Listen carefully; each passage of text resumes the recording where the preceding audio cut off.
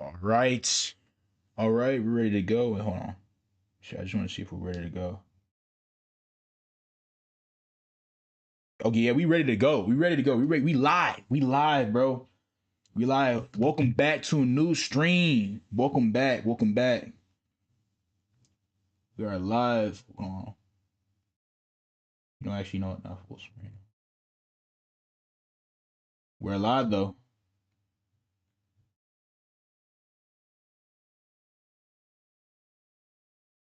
Let's see if this works. Okay, perfect. Yeah, we're live. We're live. We're live, man. We're live. We're in like what, the 13th stream, 14th stream, bro. But we are back. We are back in the building, back in it. We got some things to talk about today, bro. I legit just had to do some things, man. But I got some video. I got some new stuff. Got some new content, bro. And you saw the thumbnail, bro. I got some good stuff. I could not stop laughing, bro. I had to talk about it on stream, bro. I had to talk about it with you guys. So we gonna get straight into this. Ooh, I can't wait, bro. I can't wait. I hope you guys are having a good day. Man, I'm having a blessed day. A blessed day, man. It's been good. It's been good. I had to do some things, man. Got a lot of shit done. But we are good. We are goody, gang. We are here. We are back. I'm still trying to focus and fix this mic, man. I spent like some of this day like fixing it, you know, changing the position of the mic. So hopefully you feel me a little bit better, you know, hear me a little bit much more like a professional grade level. But overall, good. It's good. Good for now. For now. Okay. For now. Don't, it's not forever, for now. Okay. But we're going to get straight into this.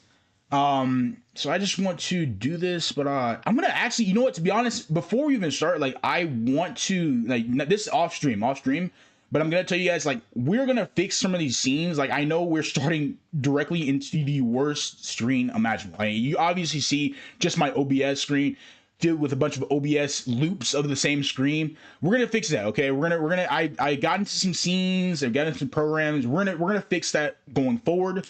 But for right now, what you're seeing, you're gonna see that for now. I mean, for this weekend, you're gonna see that, but we are gonna fix that, okay? So I'm just letting y'all know. I'm letting y'all know, man. But let's get into it. So, which was an absolute crazy video that I stumbled upon the other day, man. Actually, last night, I ain't gonna lie, it was actually after the stream had ended. I was just peeking around and I saw it. It's like, whoa, what the fuck? What, dude? Like, what the freak? I couldn't stay away from it, man. I had to say, like, bro, this got to be talked about. Now, it could be a skit. I don't know, man. But this is crazy, a crazy setup, bro. Like, imagine you as a creator, bro. You got fans, all that, you know, and all that good stuff. You get community and all that. You famous and shit, and then you get in contact with a fan, yo. You get in contact with a fan, and you meet their moms, bro. Yo, whoa. Well, you meet their moms, bro. Their mom is so fine. You had to be like, hey, no, yo, hey, step back, bro. I'm gonna need your mom number. Crazy. We gotta check this out, bro. Hold on. I went on a date with a fan's mom by JR Jr., bro, or Junior J, bro, Junior J, whatever. Crazy. Boom. Let's get into it, bro. I can't lie, bro. It's crazy. What? I didn't even start the video. This is your new daddy, bro. Oh, you can't be serious. Like, if I was a son, bro, I saw it, my favorite streamer, my favorite creator doing that with my mom, yo. Someone's getting my hands, bro. Someone's letting him know I had to do that, bro. And I had to get around him, bro, because that's some crazy lackluster shit. Like, I ain't gonna hold you, man. Like, you want some wild stuff. I gotta do something. There's gotta be something done. There's gotta be justice made. I had to become Batman for the next like 30 seconds. I gotta really rip into you, bro. Do a double combo.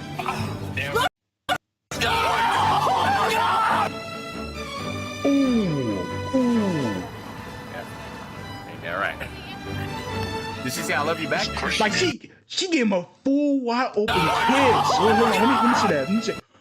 Ooh. anger and disgust I feel for that shit. My God. And she look young. I ain't gonna hold you. She look like, but she don't look, she don't look like she 50, 60. But she's in them 30s and 40s, bro. Okay? That's crazy, man. I ain't gonna hold you. Whew, my guy. You feel for something, man. Ain't that right? Husband? Crazy. Did she say I love you back? Of course she did. We did it!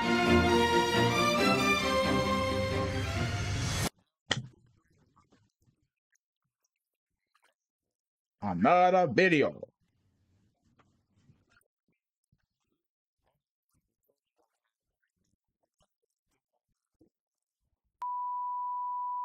Nah, bro, what? Like, what are they streaming? Like, what are they, like, what are their mic is so bad, bro? Like, I'm hearing out my left ear is so bad. They got to get a better mic like placement, man. I guess the hoodie is like retracting a lot of their voice, a lot of their sound, because it's coming out my left ear, bro. It's bad. It's bad. Oh my God, it's bad.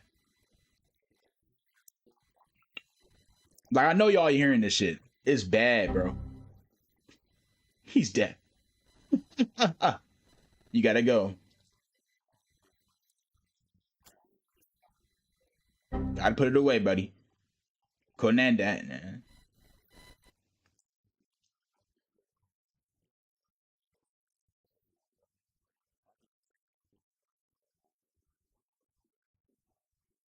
A plush from GameStop, bro? What? I know you not getting that. Come on, bro. Wow. He really getting, oh, probably for his girls, man. I ain't gonna hold you.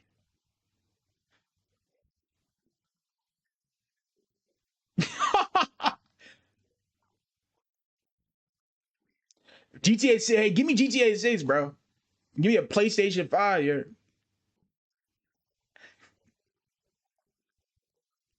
You said he said anything, bro. He said anything. He said, and you can get anything in the store, bro. I'm not gonna let you leave empty-handed, bro. I'm not gonna leave empty-handed. I'm not gonna get a plus, bro. Nah, man, nah. Nah, man. I don't got a P5. I'm gonna get a P5, yeah. That's free. That's free. For me. Free for me. Not for you, but for me, it's free. I'm getting that P5. I don't know. You may. Oh man, I really. You know what? To be honest, I really wanted that pre-order GTA 6. I really want that, man. I got an Xbox, so you know we gonna get that GTA 6, but like you know that's later on, bro. That's later on, bro. I want that shit pre-ordered tonight. But you know it's $80, bro. Right now I'm holding. I ain't buy it yet. I ain't get it yet. Soon. We gonna get it. I ain't get it yet. I ain't pre-ordered yet, man. But soon, you heard me? Soon. I had the Xbox XS, man. So we gonna really play that shit.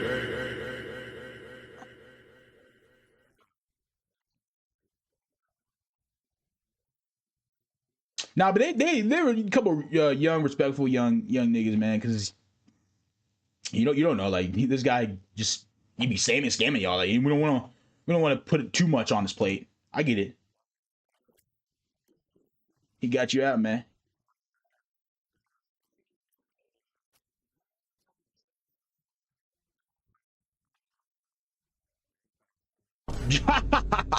What? Just fail that shit, yeah.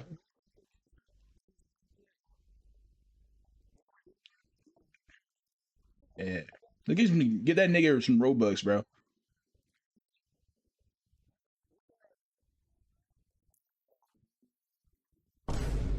What?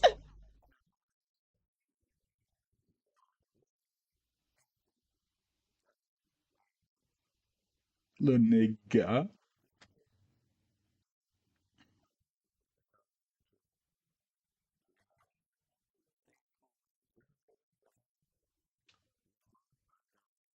Before the video starts, we gotta give some context. Good stuff, bro. Perfect timing, That's bitch. the context, What you man. talking about? That's the context. Like, how you make that contextual, bro?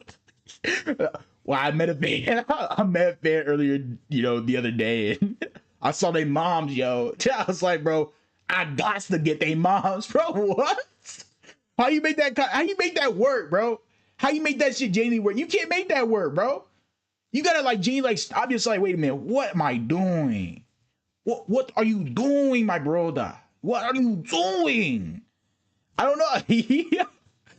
Hey, you gotta keep that shit secret though, man. You gotta really like keep that. Hey, it's gotta be under wraps because, like, hey, can't let the sun find out. What is he gonna do? Like, what?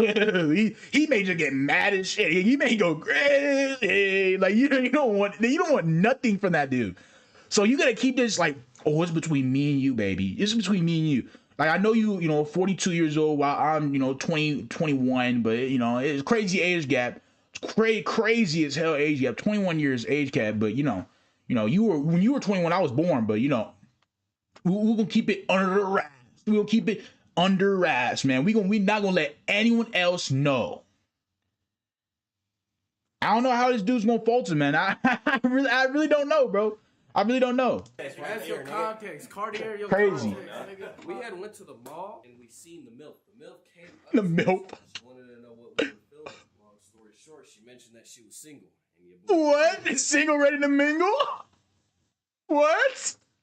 Were you on video? Oh, nah, bro. Hey, I'm single. I'm ready to get down to it. Ready to mingle with you. What? And you saw a couple of black ass niggas. Oh, I don't like, bro. She trying to see some crazy shit, bro. She trying to, you know what I mean? You know what I mean? You know what I mean? She trying to, you know what I mean? She a little bit of a freak. And I said, let me get your number. Bang. Hey, you know, She responded. shoot that shot. Bang. Bang. Green. Third shot. Green that hoe. Said, first date tonight. Huh. Yeah. Green, fuck nigga. Yo, So pretty much what happened with y'all business. that's crazy, bro. Off cam, apparently they supposed to be going on a date tonight. That's crazy. You know, like a 40-year-old woman. She hasn't texted me. What? Yeah. Wait, what? I said, yeah. Yo, I don't. Yo, I said, I'm gonna. Oh, and she didn't even text back? Yo, ooh. She could have just set you up, gang. She could have really just took off with that nigga. Really just took off, bro. Like, she just said that just to say that just for fun, man. And just left y'all in the dust. I ain't gonna hold you. But the mom can be really secretive with it, man. She can't she gotta keep that really, really under wraps, bro. I ain't gonna hold you. That's really, really secret. What time do you think it'll be? I said ETA 9:30. Look at the time. They say daddy's home. Ooh, my God. She show up, that's crazy. What? Mike, please don't ask us. She acting reckless, bro. Yeah. So she hasn't texted us back in over 45 minutes, and She keep I don't know, bro. I don't know if she keep it under desk or she keep it under wraps, bro. She gotta really hide that kind of conversation. Whoa, my guy. She gotta really keep that section out, bro. You gotta be a ghost. You gotta be invincible. You gotta be invincible, no mark. You hear me? Very afraid to say that. I doubt she's here. Ah. This lady, please. Just a crumb of coaching. Ooh, bro, what? Nah, bro, he a fiend. I'm upset. Now you too astronomically down bad, yo. Say, hey man, I gotta get in with a MILF. I gotta get in with a 40-year-old woman with a kid, yo. That's egregiously at the ground. Like you are a fiend. You are a fiend for it, bro. Fiend for the puh. So you already know. You know what I mean. I fear it's what I think it is. She said, me too. Is that her, bro? God damn, bro. Sub me in. What? Nah, she showed up, bro. Oh. Oh nah, bro. That's her. Holy fuck, I'm scared. How's it going? You too. Oh my God, this is crazy. Real. It's I happening. didn't think this shit was gonna happen. This is happening. He finna have a date with her, bro. Oh wait, no, just with some frosting, some Menchie's type of deal. I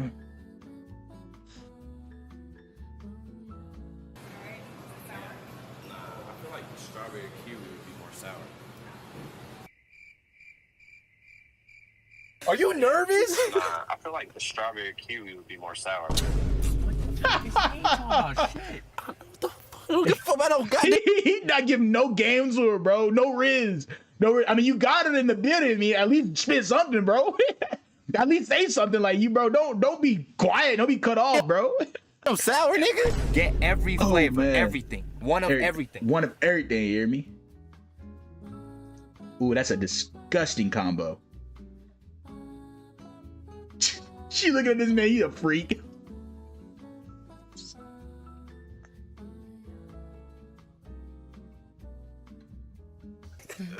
What else? New York cheesesteak. Have you ever been to New York? You have? Oh, yeah. I was gonna say we could go sometime. Yeah, okay. Spit that game, bro. Spit a little. Sprinkle a little bit. You know that? I can tell. Oh, he absolutely a trick, bro. He going after the 40-year-old women, bro. Fans, mom, bro. Yeah, you about that, bro. You about that life. You not one of them ones, man. You a freak. You a freak. I ain't gonna hold you. You a nasty son of a bitch, man. You a nasty person, bro. Like, ooh, nah, get that energy out of here. Oh my god. You're gonna walk out the door now. She not a good mom, bro. I ain't gonna hold you. She not a good mom, bro. You got 6 kids. Not one, not 2, not 3, not 4, not 5. 6 of them bitches, bro. 6, 0, 6, bro. Ooh, you not the one, bro. You not the kind of mom I was having, not the kind of person I was thinking. You not a good mom. You can't be hanging out with a 21-year-old guy, bro. You will trick yourself. You legit trick yourself, man. You a hoe. You a whole ass hoe. Okay? No question. Like, bro, oh my God, you going crazy for the young ones, no diddy. Like, you just go, yeah. There's a problem with you, bro. There's an absolute problem. It needs to be solved. The equation needs to be solved. We need to do another math equation to get this bitch out of here. Like, to figure this shit out, bro. She not the one. She not the one, chat. She not the one. That's crazy, bro. Like, oh, bro. Imagine you a MILF. No, not imagine. Don't imagine. Like, you a mom of 6 kids going after guys who are 21 thinking they, you want to have that kind of fantasy sex life, man, behind your kids and all that. Like, what is the first reason you even got those kids to begin with? Like, did you sleep with 6 niggas to get those 6 kids, bro? Because, like, you really gotta think, man. You really gotta think and digest what she's saying right now, man. Like, she really might be out there. She really might be out there, thotting it up. You know what I mean? I don't want to say it, bro. She really might be thotting it up. That's a possibility. That's a possibility, bro. She is not that good at keeping her shit safe. She's not that good at holding herself accountable and responsible and actually being respectful to herself and saying, no, let's not do this. Let's not go after young guys to get a quick sex hit. That's the problem right there. And that's probably why, and I don't want to assume, I'm not going to assume, but it could happen.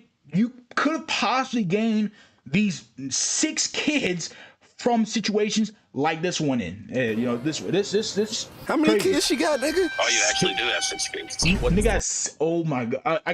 She got a whole family, bro. Whole family. Like, I don't even know how they land, bro. I got my own bed. It's me, my brother, my mom, my dad, yeah. That's it. 4 of us, bro. You got 6 of them bitches, plus yourself, and maybe, well, no, not maybe. Bro, be honest, bro. Be honest. If she had a husband, she would not be doing this shit, bro. And to be honest, if she did have a husband, he might be a cuck. I ain't going. He might just be a bad dad, bro. He might just be doing the same thing himself to another family. Or he just don't got no pride in himself, man. He don't got it. He don't got it. Let's make it 7. What the fuck? I did tell my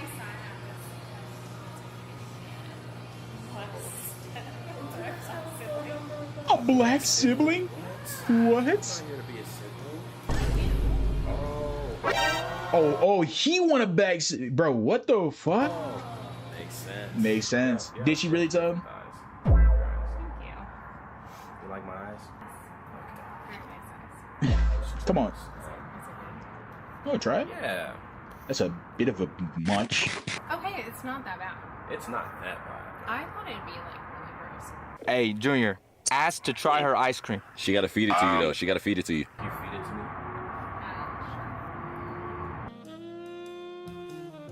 me? Okay. Ask her is it pink. Nah. Is it pink, grippy, and fully stinky? Oh shit, bro! Give me Saya the clown flashbacks, bro. Oh my god. Oh, God. When's the first kid? You're already planning? I'm already planning. How many kids you want? How many kids? How many kids you 6 want? Nah, this definitely a skit, bro. Wow, like you just met the girl, bro, and she would do this shit. She would say that shit. Hey, how many kids you want? Ooh, it's got to end there. That's got to be it. Like she don't got no self control, bro. No self love for herself, bro. She want to get Dozen? Yeah. even just get it done. Just get it done. Let me get Hammy. That would be perfect. Do you come from a big family? I do. Wait, hold on. Do.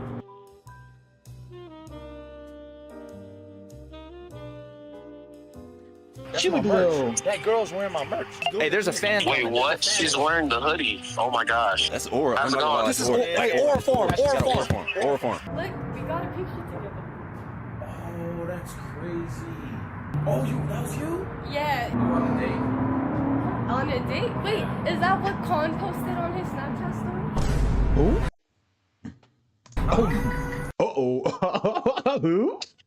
Who? Uh-oh. Oh, cat's out the bag. Cat's out the bag, bro. Did you not see it? No. She not hitting the red. Oh, wait, that was a different Colin. My brother. Yo, she fell in the riz, bro. She was trying, I don't know what you trying to one up him, trying to get him out, trying to help him out, push him to the side, It's failing. It's not doing well. You guys look good together. I know, we look great together. Yeah, I know. Do you low-key want to make a TikTok together? I was going to ask at the meet. Oh, and greet nah. part, but you had other friends. No, do it. Alright. I'm dancing, nigga. You losing Aura points. Dancing? Okay. Oh, they making a They TikTok. making a TikTok. I'll make Yo, her. bro, he in the middle of a date getting distracted by a fan, yeah. Ooh, this is not it. This is not the one. You know what I'm saying? Chance. He's a good guy. Is he? He bought a homeless kid a house. I didn't do that. Okay, you doing a little too much. You hitting lies, bro. It's like, he gave away a PS5 to someone. He's obviously nice. You should go out with him. Where were we? Where were we? Obviously, no. Nigga. Little nigga was putting him on. What? Let me get my mom involved. You should go out with him. What son is doing that? What son is putting that? Hey, mom, I saw this guy. This guy gave away a kid a PS5. He looks about 21.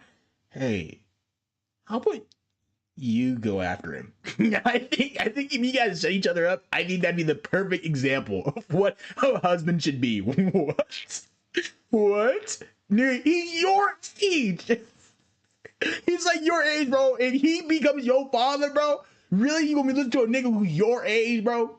Nigga was born at the same time you were born, bro. What's cooking? Good looking? Oh my god, it's the daughter. How's it going? She's got to get some for her free. My mom was Sisa. I had to. Oh my god, that's your mom? Yeah. The daughter coming too? That's crazy. That's crazy, yo. This is insane. Can't wait to call them my stepkids. What stepkids? I love you, Junior J. I knew you were here. No fucking way. Did you Bro, I love yes, I fucking did. Bro, I love your videos, bro. Yo, nice to meet you, bro. Appreciate you. Oh my fucking god, I'm about to cry. I came to get some yogurt too. I'm not gonna lie. Unmatched ball knowledge. unmatched game, bro. Give I him can't beat you as well. the, give him the aura points. I hope I'm not disturbing this. I want to take a picture of this. This is I'm not deserving the That's my moments. wife right here, man. Garrett raised him up. Raised him. Yes, nice to meet you. Nice to meet you. Now you keep You are distracting. fucking found. Oh my god. How's it going? I'm doing a video as well. Yeah. That's insane. What the fuck? Oh, Yo, man. he keep interrupting the date though. Like the date ain't getting. You gotta be a little assertive, bro. You gotta be like, hey, stop it right now. Hey, me and my baby are having a little bit of a date. Get out of here before you get hurt. Hey, you all right? You ladies all right? This is the first time that's What? happened to me twice. Really? See, and you are existing on, but apparently you have a huge fan base. Oh, you got a I YouTube. think about moving here one day. Yeah, it's not too bad. I just realized she witnessed everything just happen. What did she do? Ooh. She's just sitting there out. Yes. Yeah, before our date ends, like, I don't really want to push anything, but I was wondering if I could get a kiss. If you could lay one on me. Sure. Okay, ready? Yeah, I'm ready. This magic moment. Oh my god. I did cut it. Oh my god. He got it. Make all the moves. Wait, so I gotta make the move? I think we can save that one. Come on, make the move, yo. Let's go. And this is what you already caught. You already caught her in the sea. You reeled her in. At this point, bro, the daughter gave you a blessing, and the son shit, he gave her a blessing too, bro. Like you, what? This is crazy. Oh my god, he has the arm around her. He got her, bro. Amazing. I'm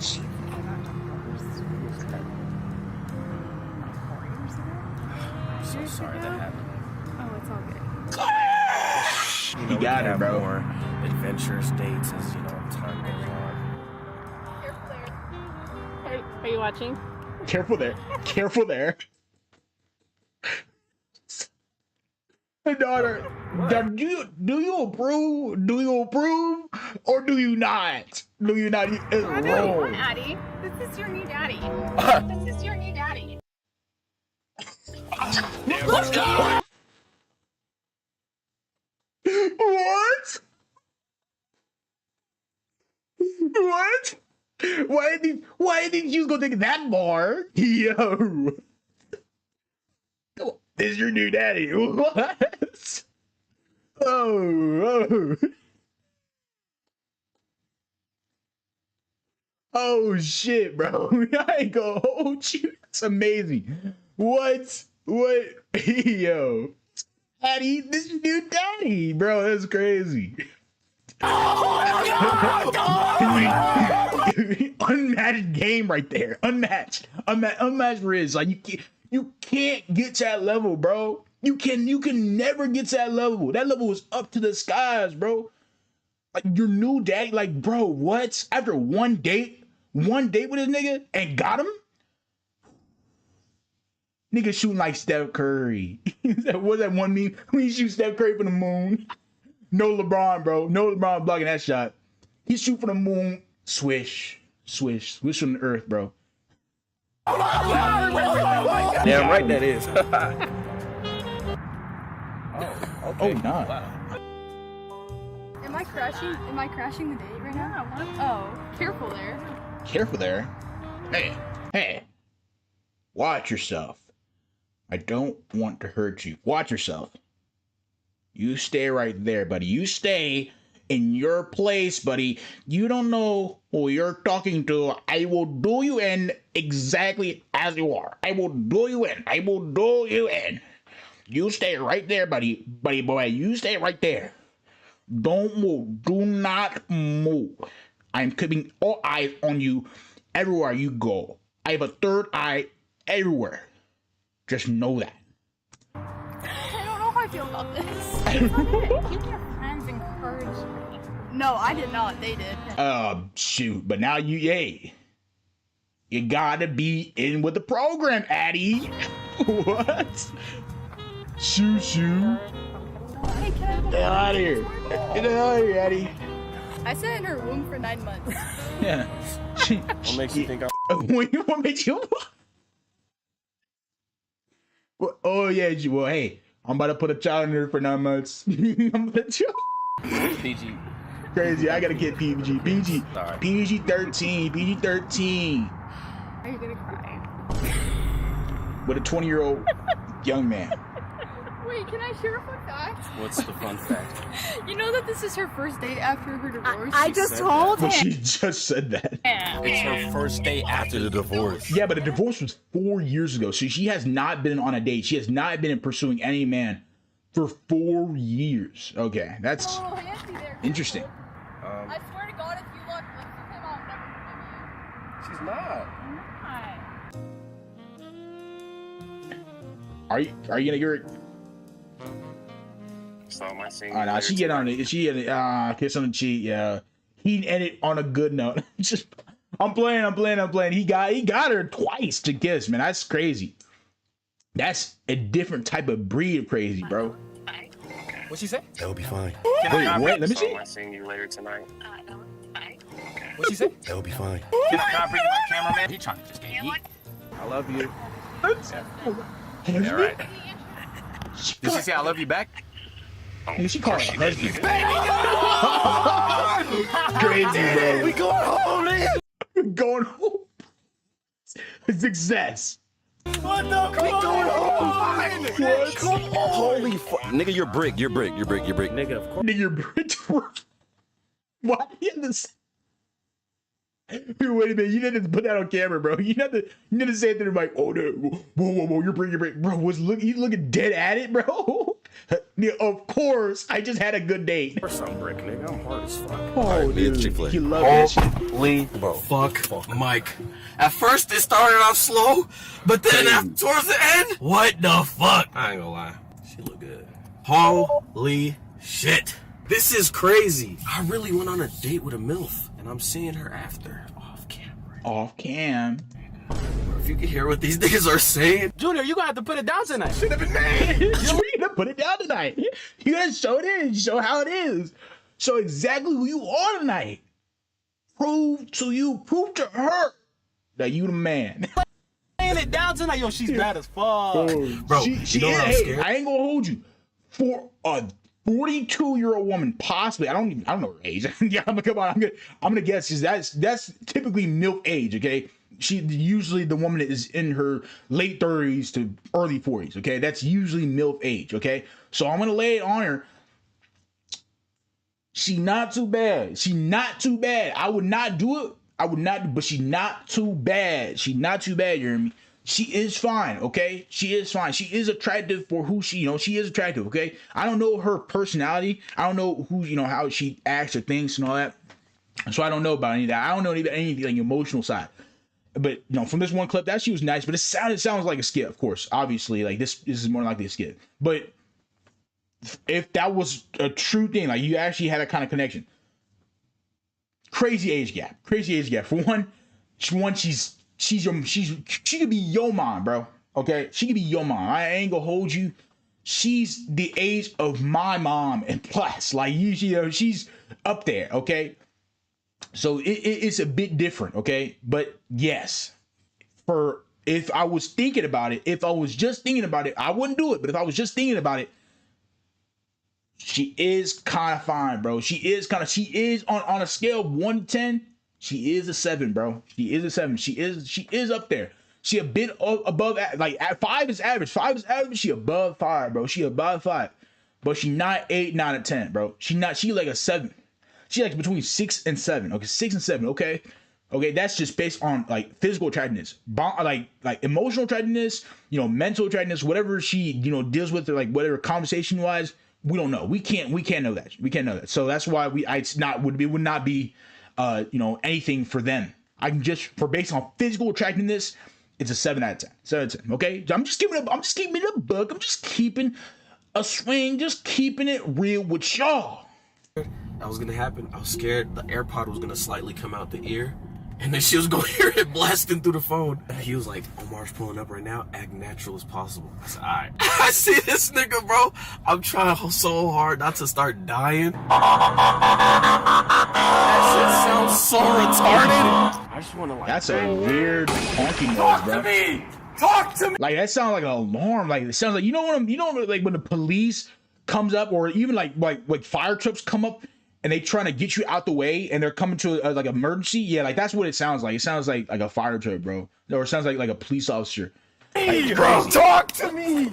Talk to me! It's Come good, on! bro. What? The fuck was that, nigga? A lot of shit we couldn't hear. For real? Yeah. Bro. Like, we couldn't hear nothing she was saying. I thought y'all niggas heard everything perfect. Nah, you heard nothing, bro. That shit It was just you. So y'all meeting up tonight. I hope so. Minus this nigga. Let's go! He trying to get into that thing, yeah? Since the divorce is crazy, my nigga. How long has it been since the divorce? 4 years. Oh my god! Nigga, she's on it! Yes! Yes! Come on! Come on! Come on! I'm gonna be honest, my nigga. You gonna have to open up the book like it's some old shit. Nigga! Huh? Nigga, what? Nigga, open that shit like it's Harry Potter, bro. Like you open a Bible and shit, bro. Like a book you ain't touched in a millennia. My God, bro, what? You gotta be like, oh wow, this is where the knowledge truly lies. What the hell? You actually have 6 kids. Yeah. Yeah, it's crazy. I Yeah, think you should go over there and knock the dust out of that shit, nigga. hey, nigga, add a 7th one, bro. Oh, Go dude. finish the mission, bro. He skipped his flight for this, bro. That's crazy. Hey, you should get a flight for that? It was. Low key, it was worth it. W date, bro. Good shit. Good shit. Holy shit. God, like, nigga, that's a fucking man. I told It's you. like... No, but you can't. Come on, bro. You're halfway there, bro. You thick as fuck, nigga. Okay, so now you drag. Okay, now you doing too much, yo. Too much. You going crazy. Send it. Oh, yeah! Ball game. Song coming tonight, can I? Ball game. Make sure that shit's loud. Kids hear it through the other door. Oh, he doing too much, bro. Alright guys, make sure you like, comment, subscribe. I just went on a date with a MILF. How many likes? You throw me a lob to another MILF double date. Nigga! Yo, what's up? What? Make sure you guys follow the Twitch. I'm live every week. Right here. Junior J11. And Only once a week, nigga? No. Hey man. Hey, fuck wrong with you? You right. I got to do that. Alright, turn the shit off so I can talk my shit. Like, he really about to do it to her, bro. He really about to do that thing, yo. He really about to show who is boss. Who really the boss of his household. Who really the daddy of this household, bro. He really about to do her thing, man. Yeah, this was not too long ago. Like, how long was this? Like, when did this happen? Oh, this is 9 months ago? Wee, dude. It was 9 months ago. Like, is there any, like, that's crazy. Wait a minute. Let me see what the comments say. I didn't even watch the comments. Let me see what the comments say, bro. This is your new daddy. That's crazy. I ain't seen some shit in my life like that, bro. But the audio is good. Oh my God, the audio in the left ear, bro. My left ear heard everything. But he obviously wasn't human enough, bro. If he put it on that shit. Oh my God, yo. I'd be mad as hell. Bro. Oh, wow, that was funny. Wow. 4 years, divorce, 6 kids. She craving it, bro. I don't know, man. She craving it from a young man, dude. She trying to get lit. I ain't gonna hold you, bro. She better relax. If this is real. I don't know. It's probably a skit, bro. If it's real, she better calm down, yo. Calm down, like really relax yourself, yo. I don't know what you doing, but I don't know what you want. But just calm down. Just relax. It's gonna be okay. It's gonna be all right. Okay? It's gonna be okay. Just relax. Be better. Be better. Like 6 kids. Like let's be for our kids, bro. Let's be for them. Like, you got 6 kids already. Let's not add a 7th one. Let's not do that. Let's not go to those lanes. Don't do that. Let's push for better outcomes, bro. For better people on our life. Like, you want the daughter and the son to be happy. What a 21-year-old nigga. Yo, 21-year-old YouTuber. Better. Let's be better, bro. It's crazy. He has a lot of videos. We gonna check out a lot of them, man. Cause a lot of that shit was funny as hell. I ain't gonna hold you. What?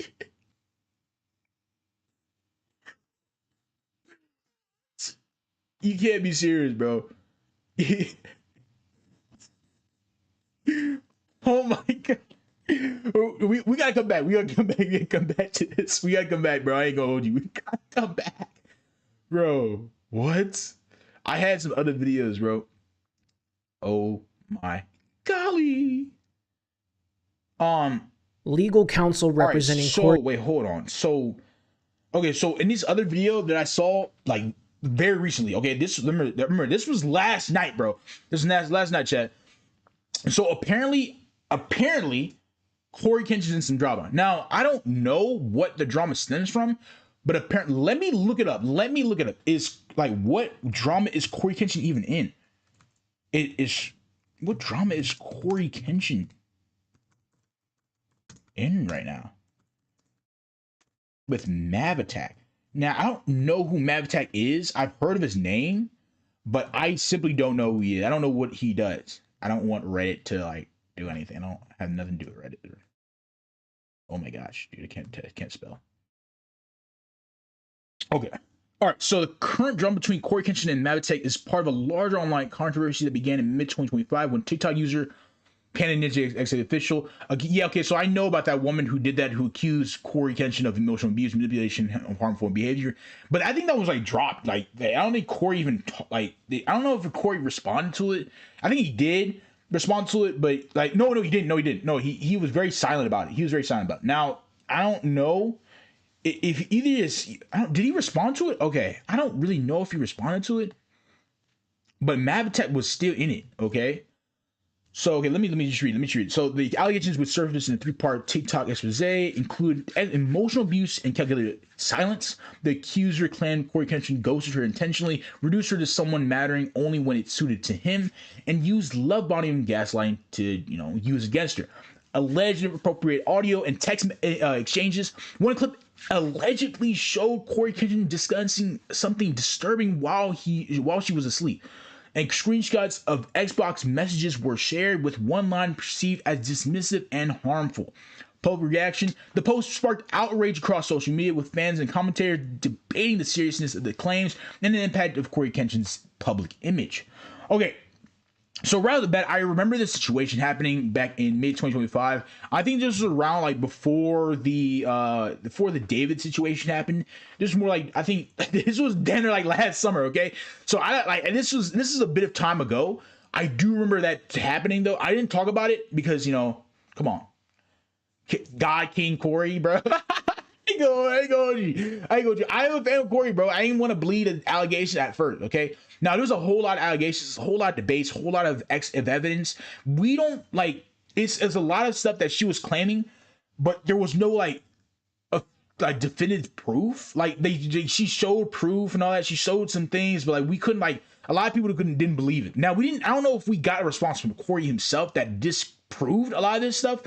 But I don't know if he ever responded to the allegations, but I mean, because I don't know, I think it was calculated silence on his part to not talk about it, and it kind of moved on, to be honest. Like I said, this video right here from Mav Attack, I saw it, and it grossed like 2.9k views, okay? So it shows that no one really is talking about it. This is Breon, okay?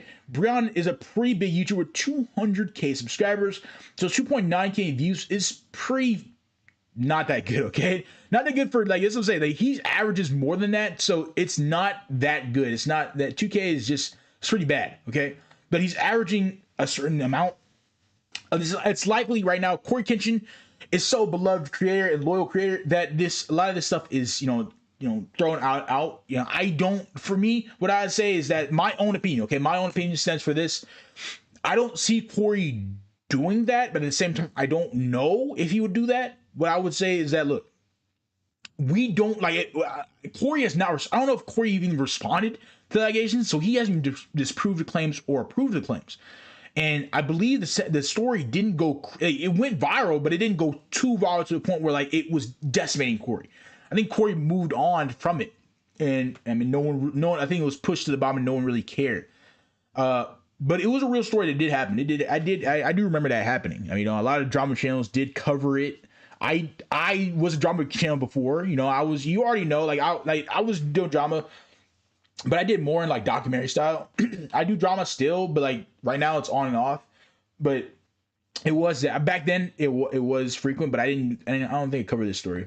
But I just want to take a look at it, just see from his point of view, because I did see about the story from other creators. Corey Kenshin sent me a cease and desist letter regarding content I published that discussed allegations and claims made by multiple individuals. Alright, hello guys, and welcome back to another video. So today I want to come on here because apparently we actually have an update on Mavatak and Corey Kenshin. And it seems like that's a pretty big update, because like I didn't like, okay, so this story has been under wraps, okay, for a minute. Now I didn't know how, I didn't even read the sentence about how Mavatak did it, so let me read it. So Mavatak's role in current drama appears to be tied to the broader online discussion and community reactions. While there's no direct statement from Mavatak confirming involvement in the allegations, the TikTok and YouTube content you're seeing, We Do Not Care, and the Mavatak Corey Kenshin Collide videos suggest he is part of the ongoing commentary and fan discourse. In short, the drama is not a single event, but a running online feud and controversy centered on the allegations against Corey Kenshin, with Mavatak participating in the public conversation. Yeah, okay, so Mavatak probably did an expose commentary video. He was just like one of the other commentators, just like the other people that I would watch. And apparently he got a cease and desist letter from Corey Kenshin regarding his video. Maybe his video did, you know, perhaps some storm from viewers, and he right now Corey Kenshin on a calculated silence. He doesn't post as much. I don't think he has posted yet, but it's on and off what I do. These could be potentially going the legal route, because recently, as of a few days ago, Mavatak dropped this video on his channel titled "Corey Kenshin's legal team sent me a cease and desist." Full context. It's around 21 minutes long, and yeah, we're gonna go over it in just a second. But I just want to go over some things since thanks for telling me that. I really don't, you know, I don't care. You know what? To be honest, you know what? You know what? Let's go. Not talked about this situation in quite a bit of time, and I actually did not make a video covering Mavatak's Corey Kenshin's alleged victims video, and I will explain why I didn't in just a second. But no, as we all should know, Mavatak used to be Corey's best friend. You know, he used to be on the videos and stuff like that up until around 2023 when he put out that video titled "Why Me and Corey Kenshin Are No Longer Friends." And in that video, just the way everything was, why me and Corey Kenshin are no longer friends. And in that video, he put out friend, you know, he used to be on the videos and stuff like that up until around 2023 when he put out that video titled "Why Me and Corey Kenshin Are No Longer Friends." And in that video, just the way everything was described, it came off to pretty much everybody that Mavatak was jealous of Corey. And I will admit, it did not surprise me that he came back at an opportunistic period last year. Yeah, that's not surprising. You honest to God, like Mavatak is a much smaller channel. He didn't get as much love as Corey did. Corey is like at 24 million subscribers, while Mavatak is he didn't even get to 200K yet. Okay, he wants to be known as somebody part of the Corey Kenshin community and actually be a known creator. It's obviously this is a bit opportunistic. Okay, I'm not gonna lie to you. This shows that he is trying to gauge some sort of reaction from the crowd, some sort of moment that he can get and grab from others.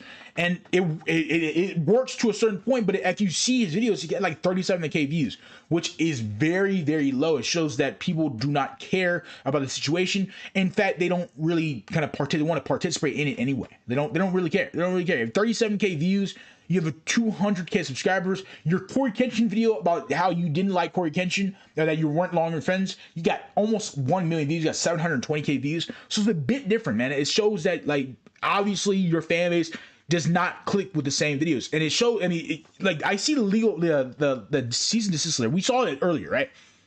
The cease and desist letter showed that only like a fraction of his audience even cared about the situation to begin with. They got like 4.4K views, okay? He's 142K subscribers.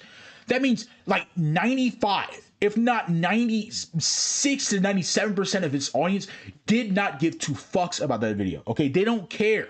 They never did. They never cared about the situation. Mavitech is obviously losing that kind of fan base. He's losing that kind of trust with his community. They obviously do not care about what he thinks, what his mind is, whatever he wants to say. They feel a genuine reaction against it. Okay. I don't know now. We can discuss this Corey Kenshin situation right now. I cannot say anything about it. Okay. What I can say is that what I'm not gonna do is make assumptions about Corey Kenshin's behavior offline. I don't care. I don't want to care, and I'm not going to care. Okay, okay. I'm not gonna do that. I'm not, and also I'm not gonna speak on it. Okay, it was already an ongoing story. Unless some crazy ass evidence comes up where Corey Kenshin cannot disprove this. Honestly, right now, this is more of like a false allegation, more like a hearsay. Hearsay, she say, whatever you want to call it. It's just hearsay at this point. And Mavitech, he's trying to show Corey Kenshin is a bad guy, but like I said, it's very opportunistic. He's trying to hit him with his lowest, but he's not really that low. Video from his ex-girlfriend, Panda Ninja, went viral. And it was a video of them walking down a hallway where Corey claims that he did something to her while she was sleeping. And it comes off as really bad. I cannot lie. I mean, Corey had to even address it. But no, Mavitech comes back after not posting a video. It's bad. It's bad. She just, now it does, the way she was talking about, and golly, holy cow. He's got so many videos on Corey, bro. For 2 years, and puts out a video titled "The Hidden Life of Corey Kenshin" with the same ex-girlfriend that is a part of this video titled 230K views. Okay, "The Hidden Life of Corey Kenshin." But that was back when he was going crazy. Okay, remember that? You remember that story?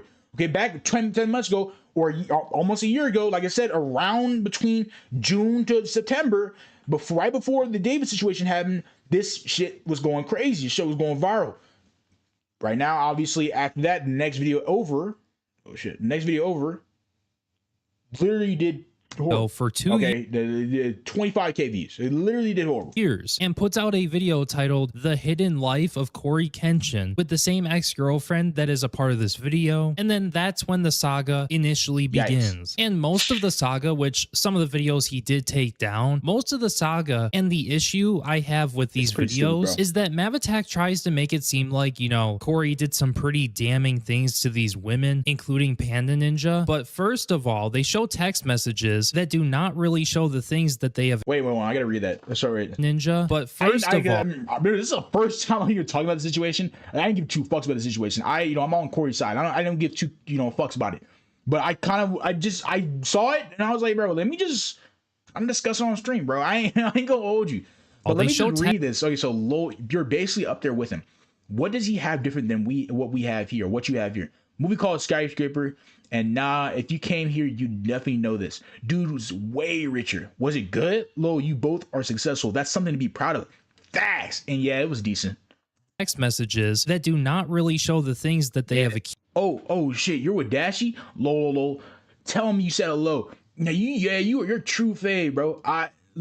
Corey, you're my fave. Don't get jelly.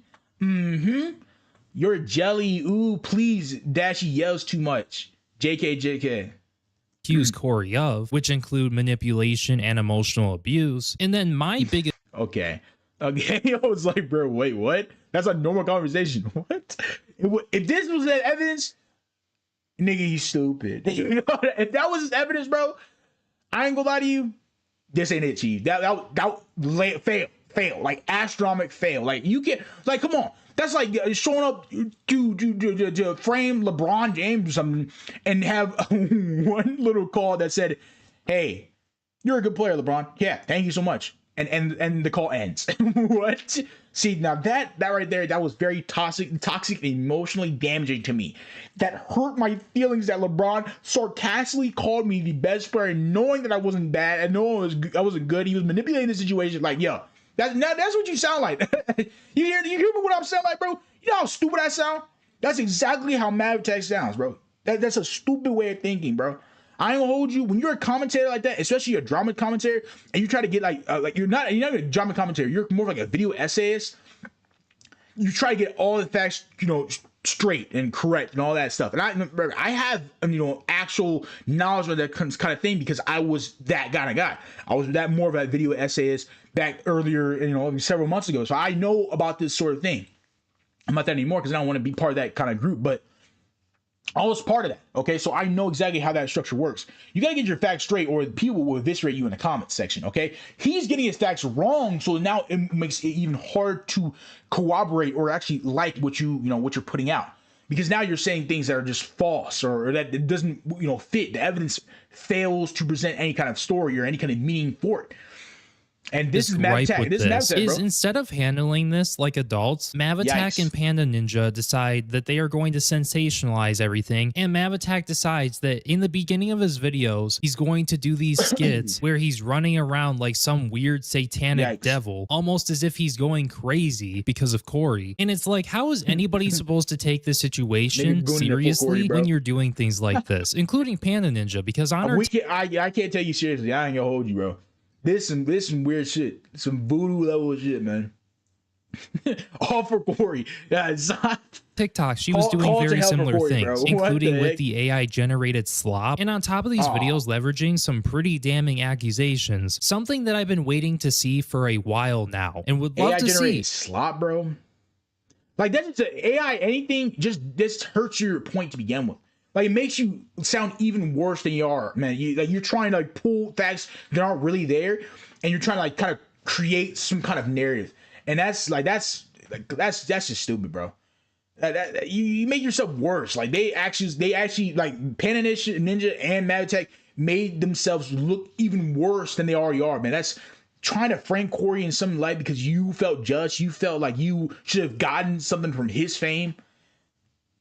That's an issue. Is proof for the claims that they are making against Corey. Because even in Mavatak's Corey Kenshin's alleged victims video, most of it is just statements from these women. Like, don't get me wrong. If Corey seriously did this heinous shit, I want to hear about it and know about it. And I do believe he needs to take accountability for it. But that's only if he did it. And right now, because these claims are being made and there's insufficient evidence. That's what I'm saying. The evidence was pretty bad. It was like you show like the texts aren't good texts. You're not showing much. You're showing almost like fabricated shit. And it's not gonna work that way. That's not how life works. And you're trying to frame Corey in such a light, like, I don't know, man. Maybe you're trying to get some attention off the dude. I don't know. Hold on. Yeah, I don't know what you're trying to gain from that kind of situation. With the messing around and stuff like that, what am I supposed to believe? I can't just go out here and be like, yeah, Corey's a bad person because somebody said so. And it's not like Corey didn't respond. And as more time goes on, because it did take them a while to put out the Corey Kenshin's alleged victims video, which I will give it to him, did have quite a few people coming out about Corey. I mean, the videos that he took down.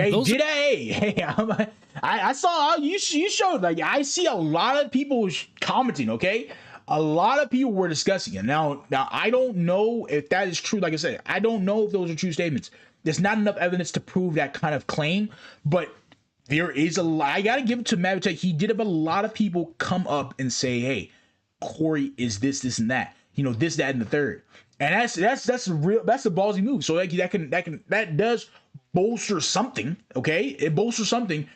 Now when you don't have enough, actual definitive evidence to prove your claims, then it's not going to work the way you want it to work. Are the ones where he's literally responding to Corey's audience and people like me. Like, obviously people are going to have things to say. Corey's audience is going to flood your comments and say, oh yeah, you're a bad person, that's not true, whatever, because obviously they're his fans, so they're going to do that. Of course. I mean, he has a loyal love, like his family absolutely loves him to death, so they're going to defend him with their lives before anything comes out. Just wasting your time and throwing your credibility out the window when you start attacking Corey's fans, let alone in a video. But anyways, moving on. Fans is pretty stupid, bro.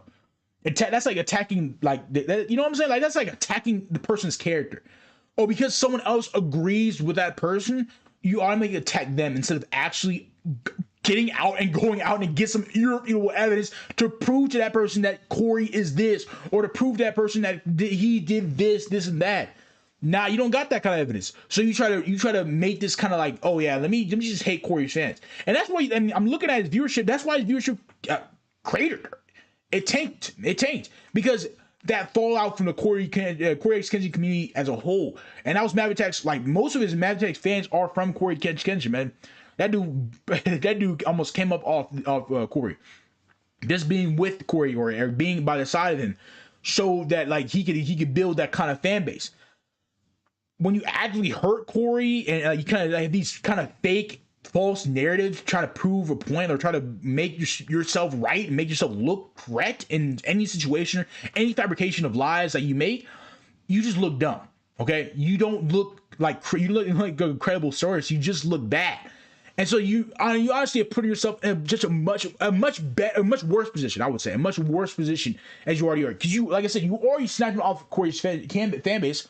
If they leave, now your views are cleared down to the very bottom, and now you really have no one, to be honest. You really have no one around by your side. On top of all of that, and whatever credibility Mav Attack has left, with this most recent video about how he's getting this cease and desist, it seems like he's going to be going silent entirely on this situation. And he also does mention in this new video that he did mix the serious stuff with his personal and emotional responses. And that's the problem. And that's the problem right there.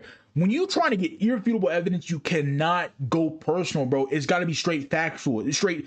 You have to be objective. You cannot be subjective, because that is going to ruin your credibility. Okay, because now it's not about getting actual irrefutable evidence to actually claim on someone. Now it's more of a personal attack. Now it's like, hey, I want to just hate on Corey Kenshin or hate on whatever he's doing because I'm not doing it. I feel just. And so that it makes you look bad. It makes you look worse. And that's exactly what Mav Attack did. He ruined his own credibility, and he's probably ruined his own career. He created his own career simply on the fact that he has got this personal feud and vendetta against Corey Kenshin from years prior, like 2023. They have ended it since 2023. So he has not moved on at all. Like, he still has felt this undeniable rage and hatred against Corey Kenshin, while Corey Kenshin, maybe like he's just and all that. He's got 142K subscribers, and Corey Kenshin's got 25 million. So yeah, he feels a certain way. He feels he wants more. But you to be honest with yourself, bro, you're not that guy. You're not gonna get you crave drama.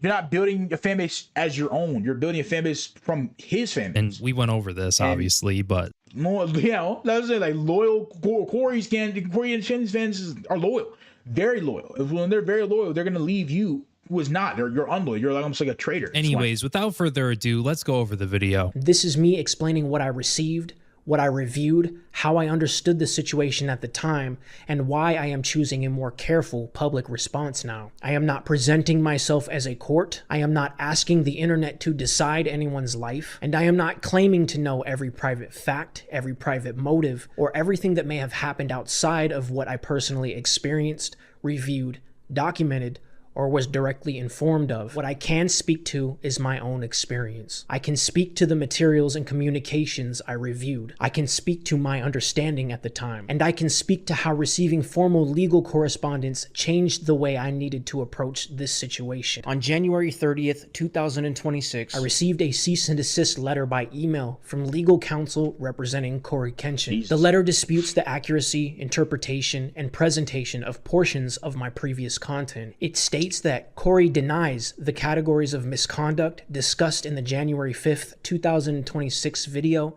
and characterizes the interactions at issue as consensual adult interactions. Wait, what? January 5th, 2026? Oh, damn. That was recently. Oh, no, that video that he made. He made that video. And characterizes the interactions at issue as consensual adult interactions. They are consensual adult interactions. You didn't provide any good evidence, any solid evidence that proves otherwise. You made statements that showed just a regular conversation. Like, you showed text messages on the screen that showed a regular nigga having a conversation with another person. That's it. That's it. That's all you showed, man. I don't know what you showed. Nothing. The correspondence argues that private conduct was selectively reframed in a materially misleading way. It also challenges how I interpreted and presented certain screenshots and messages, particularly my previous references to fabrication, Photoshop, or AI. The letter argues that those conclusions were made without sufficient technical verification and says that the disputed materials refuted earlier accusations rather than supporting them. It characterizes my decision to speak publicly as being motivated by profit and attention. You took, as you said yourself, and as we know by your own actions, you were picking up opportunistic ideals. You wanted to frame Corey in such a light because you wanted to get some sort of attention from it, some sort of attention grab. Because, you know, putting Corey Kenshin out light for some drama, that creates that's going to create some fandom. Okay, that's going to create someone to talk about you, talking about what you're talking about. Okay, that's why you look at your views and went crazy. It went from like 4 or 5K views to 230 to 720K. People are going to talk about that. Okay, that shows that people have a lot of affinity for Corey Kenshin and that they are going to watch what you have to say, and that's why your metrics went high. But you're obviously living off of some hatred that you had back in 2023, and it's just hate. You've been hating ever since. Is that attributing statements to other people does not remove responsibility for publishing them, claims that the publications caused reputational harm, and raises a separate copyright concern regarding the use of video content. The letter requests the removal of specific content, a public retraction or correction of certain statements, and preservation of material. You were actively putting out a narrative that was fabricating Corey in a light that was definitively wrong. It was misleading. It did not have any kind of notion to push that to a certain audience. Okay, you have no evidence. You have no evidence to prove anything. So when you have no evidence, you cannot just put out baseless claims, because that's just false. You know, defamations. That you can get a defamation lawsuit for that. You're just false accusations, man. They're not based off reason. Connected to the dispute. It asks for and you can went personal with written confirmation within 7 business days and states that continued publication of material it considers false or misleading would further support its position. It also says that Corey would prefer to avoid litigation but will enforce his rights if necessary. Okay, so a lot was explained here, and surprisingly it actually highlights why Mavatak probably shouldn't have came out on his channel and let these women have a voice on his channel along with him being a part of this, because obviously if they're it makes it all look bad, because now you don't have any priority like statements on him. Because I mean, if he's put out cease and desist letters without actually he shows that you don't have enough evidence to prove that he was doing anything. Now obviously the women who did speak about it, though their statements were like crazy, I mean they're crazy statements that could definitively hurt someone's image and hurt certain evidence. If it's not proven by an actual proof, the undeniable proof, then it's not going to work. Specific details that only Corey or Panda Ninja would know, along with these other women. If Mav can't verify everything and understand everything, he's just putting himself in unnecessary legal risk, and that obviously is not good. And now with us hearing the cease and desist details, it's making this seem more like let a nigga who fucking makes YouTube videos dictate who does that, man. Now certain people deserve that. Okay, certain people need to be talked about. Corey Kenshin though, okay.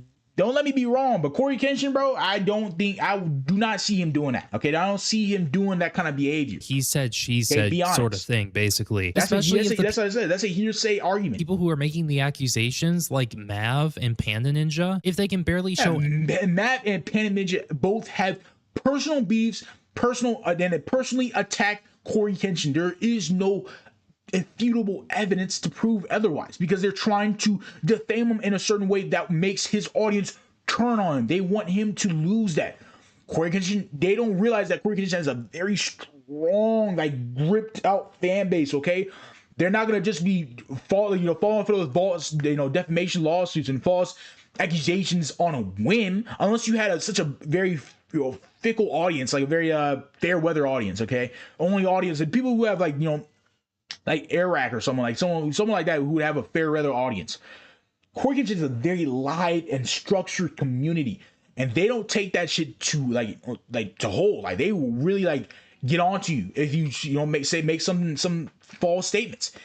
Fortunately, Mad Tech did that. Okay, he's facing repercussions from it. any evidence that he did this, then he can come flying back at them with a cease and desist and threaten to go after them essentially. Like, even if something did potentially happen, you still run this risk. And the fact that they handled this the way that they did is the same reason why they are lacking credibility now. But anyways, in that clip, he did go over how Corey's legal team is challenging what was put out. And like I said before, it's not like he was just covering a situation sort of like how I do, where you say, oh, so-and-so is making said claim, or according to so-and-so, this is what happened. He happens to be the first person to bring this out publicly and with his audience that he can pull. If these do happen to be false allegations in some way or another, is basically you're amplifying claims. I mean, you could say this right now, you're amplifying claims that are coming from statements that might not even be true. That's what I'm saying. If they're false accusations to begin with, right? They're already being false, then they're just statements from that they're just not true, bro. There's statements that are just not true. And then when you put out statements that are just not true, you make everything else look bad. You make your entire repertoire of evidence look bad, look worse. Because now your credibility it cradles, man. It craters. Sorry, it craters. It worsens. You're not putting any type of new thing out. Mavtech is probably the only creator that really talks about the situation. You know, I see, you know, many commentary creators did talk about the situation when it happened, but Mavtech is the only creator that actually, you know, stood by it and, you know, kept on talking about the situation, knowing Corey's Kitchen his response apparently is out. Okay, he had already denied the allegations against him, and I've already said that this is irrefutable evidence. This evidence is false. This is false accusations. It doesn't work like that. Okay. Yet Mavtech is still trying to prove this certain narrative that is not flying anymore, and he needs to learn that. On the internet, a lot of them will just see like allegations like this and assume immediately the worst. You are still causing damage to somebody's reputation. I know that he is causing damage to someone's reputation, but when Corey Kenshin's audience, they're very, very loyal. They're not fickle, fair weather audience, and so they're not going to just leave based off false accusations or any accusations unless proven by actual evidence. If there was irrefutable evidence that Corey Kenshin was already doing this behind closed doors, then yes, he would lose quite a bit. He would lose quite a bit of his, you know, of his position in the gaming community and position really as a creator, man. It'd be pretty bad off of these claims. I mean, even if you already know, YouTube already own him with the like these censorships, you know, and these suspensions, but. Dude, this kind of move would probably get him kicked off the platform if that evidence was true. Probably would get him kicked off the platform. Allegedly, you're kind of like the first target if you bring new information and new alleged victims to the table. You're the platform that gives them the voice. Now, anyways, moving on because I'm trying to save some time here. I just want to explain the next part of his video. He basically explains that when he received the cease and desist, he didn't immediately come out and make any content on it or anything like that, and that he also was experiencing some family issues at the time. And you probably should just move on from the situation. I mean, that's really the best move, man. Best move. Mavtech does not have good evidence to even back his claims to begin with, so he needs to just move on and like stop with the Corey Kenshin hate to begin with. You already like showed that you are personally beefing with him to begin with. I said to begin with like multiple times. I ain't gonna hold you, but I said he's already personally beefing with Corey Kenshin. Okay. So that's already an issue right there. So that makes your credibility worse, okay? If it's based off personal attacks and not based off objectives and actual evidence to prove those claims, then it just falls off because it looks like you're just attacking the person. This long to put out the video, and I will give him props for this because I mean, if he were to just come out and make a willy-nilly video based off of the emotions that he had when he got the cease and desist, it probably would have went from bad to a disaster. During that time, I thought about what the letter meant, not only in terms of the dispute, but personally, because to me, this was never just about one video. It was never just about clips, commentary, or internet drama. There was a real friendship here. There are years of shared history here. And that's the problem, man.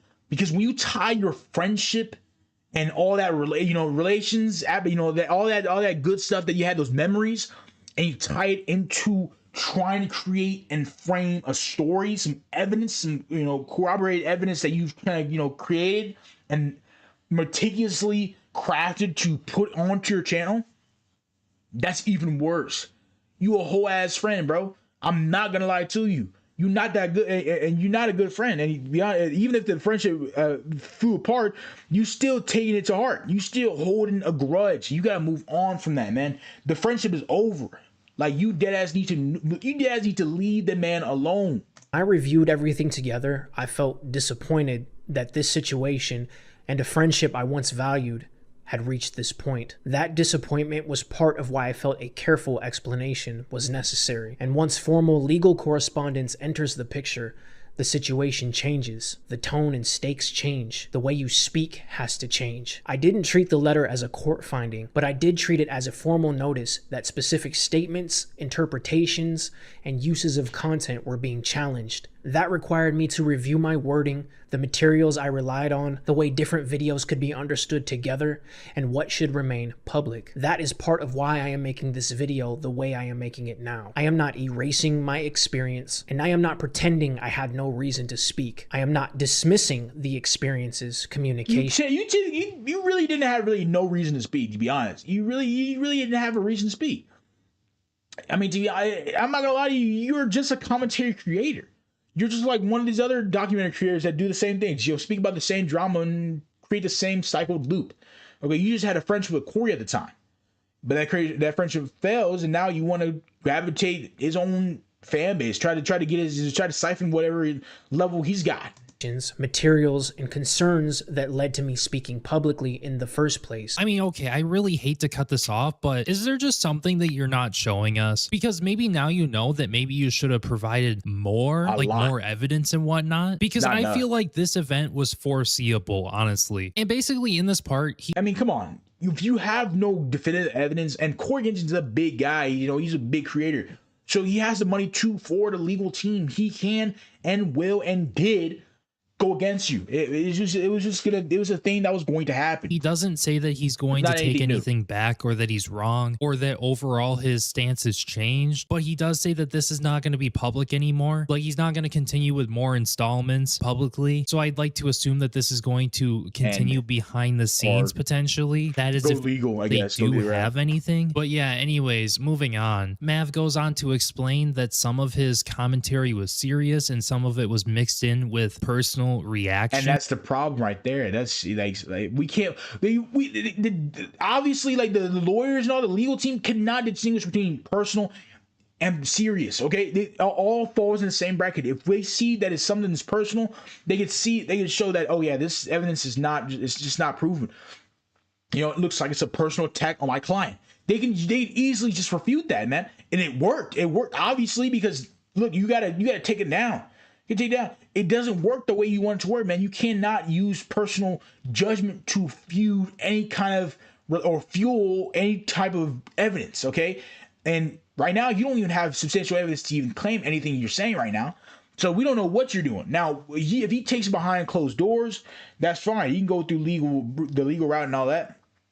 We lose without substantial evidence, this shit will get probably thrown out. Okay. And it was very obvious to see that. And that is one of the things I pointed out, as that was a pretty huge hit to his credibility. And he does explain that he did take down that content so it wouldn't create. That's what I said earlier, man. Like personal beef, when you're trying to get facts straight, not a good idea, bro. Not a good idea to put fusion. So I guess that's a good thing. But he also does explain that he did keep those videos just in case, he ever needs them, like to archive them. And yeah, listening to this more, I feel like he should have just focused on this situation over all of the people who were coming at him or people making commentary videos like me. That's what I'm saying. Like, he focused on trying to hate on the commentary videos or him and other commentary creators talking about it.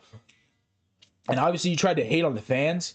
That's not the best way to go about it, man. Best way to go about it is actually getting, like I said, good evidence, solid evidence that actually works. And other people, I feel like that would have been more productive. But anyways, besides that, let's move on. I chose to speak publicly. I am not going to pretend I did not make that choice. I chose that path because from my perspective, remaining silent did not feel honest to what I had experienced, reviewed, and understood at the time. The letter characterizes that decision as being motivated by profit and as using Corey's prominence to generate attention and traffic. I want to address that directly. The serious commentary videos were monetized. I am not hiding that. I also recognize that publishing content involving a prominent creator can attract attention, views, and revenue. But those things do not accurately describe why I chose to speak. I chose to speak because of my own experiences, the communications and materials I had reviewed, and the concerns that had been brought to me. I stand by what I personally experienced and by the reasons I chose to speak. I also stand by my right to explain my perspective. But once I chose a public path, I became responsible for how I carried that choice. That is the balance I am trying to hold here. I mean, Mav, I really don't know what to tell you here. Man, look, man, you went straight into personal. You just said, look, this is what I personally felt. And look, that's the problem right there. You keep going back to the personal. You had no business being here to begin with. You keep going back to, hey man, I personally dealt with this. I personally dealt with this. He did this, he did that, but I personally dealt with it. But you have no evidence because you're trying to face it as if it was a beef. Like, you have no credibility. You have nothing to go. You have no facts to base your claims on. And you're using these other girls as statements, man, that's falsified statements to prove a point, prove a narrative that, oh, Corey Kenshin is wrong all along and that I'm the right one. I'm the good guy. You're not, dude. You're just a guy who's just trying to look for a fight, man. You're one guy who goes to a fucking bar and tries to pick on the one dude he's leaving alone. He's not really doing anything. And dude try to bully someone, man. I ain't gonna hold you. That's you, bro. That's you. It did look like you were milking the situation. You're milking the situation, man. And I'm looking at the amount of videos you have, whether it's dressing, you go after the fans. That's come on. That makes it even worse. Your credibility weakens even more.